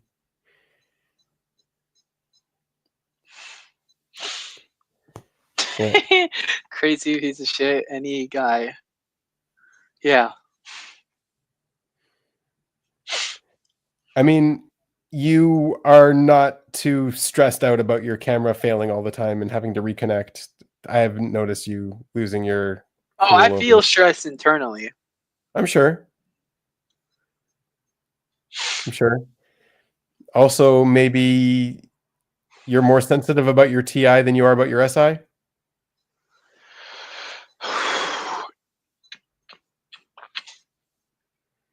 Yeah. I would say like personal opinions and others' opinions and tribe versus self thing is the main issue that I have. Yeah. So yeah, then that would make me a decider.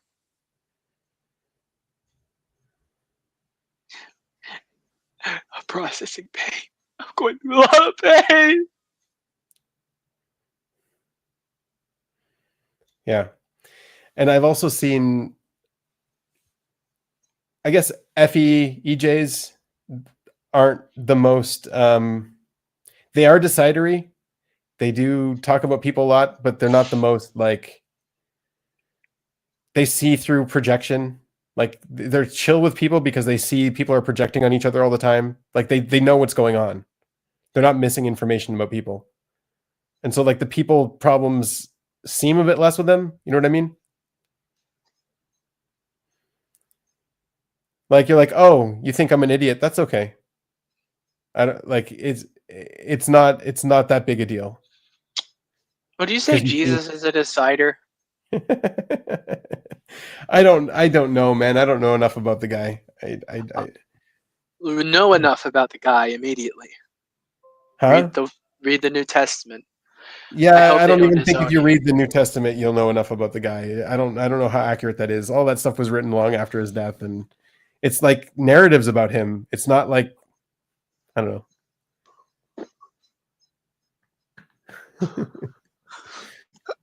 That's what I hear. Yeah. Not enough. Not okay. Yeah, you're right. In some senses, but the New Testament Yeah, like how do you type? actually how do you could type be. someone- There's an argument. There is an argument, but it's an argument that the New Testament itself could have been starting with Mark, began to be written just days after. Okay, but even still, it's not. It's like, can I type you based on a video of your family talking about you? Even if it was days after they. But what if they know what you said? And what if the language and linguistic culture at the It doesn't time matter. and with the way it does, you could remember sayings. It doesn't matter. Like I sometimes hear things about someone else, like, oh, that person sounds like they might be an EJ, but it could just be the bias of the person. It could just be the way they're interpreting this person. You Jesus can't- is ISTP because ISTPs know what they're talking about. Must be I wouldn't. Mashiach ben Hashem. Must be. I wouldn't type anyone based on secondhand witnesses. You know what I mean, or firsthand witnesses. Fair point. Yeah. Anyways, now he sees my sort of processing kind of talking. He says I have any as savior. That's obvious. He says you have PE strong, so PE is OE. OE strong is what he's thinking. All right, sometimes he's right. What am I going to say? You're not always wrong, Jay.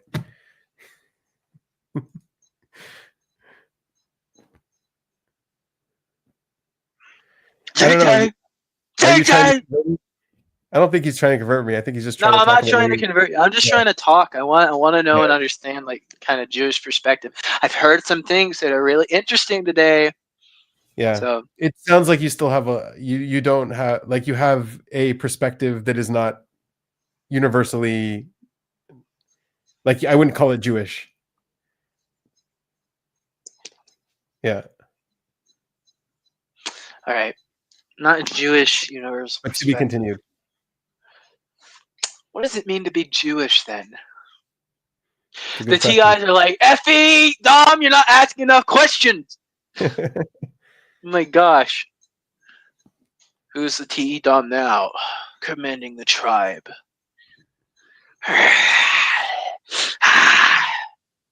TI. Scary. Yeah, it's something to process because like the way most religions work is we have the way, you have to join us in order to be saved. So what's the truth? And that's not at all what the Jewish message is. The Jewish message isn't you don't have to join us to be saved. That's not the purpose. You already have all you need. The You don't need secret us. side of me, I never let you see. I keep it caged, but I can't control it. So stay away from me. The beach is ugly. I'm in the range, and I just can't hold it. Yeah. It's going to be hard to have a conversation like that.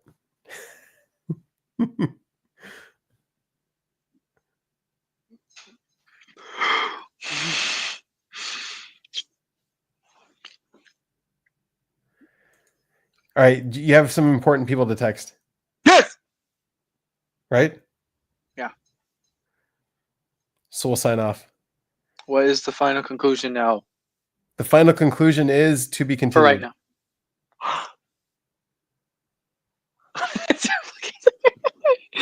Don't put me on a movie poster, man. It's your worst nightmare. Anyways, hey, it's been nice talking to you, Benjamin. Thank you for your perspective. Nice talking to you, a disciple. You will make a good disciple. That's the whole point. The truth seeker. I don't know. I'm just saying nonsense. All right. Thanks for watching, people. Yeah.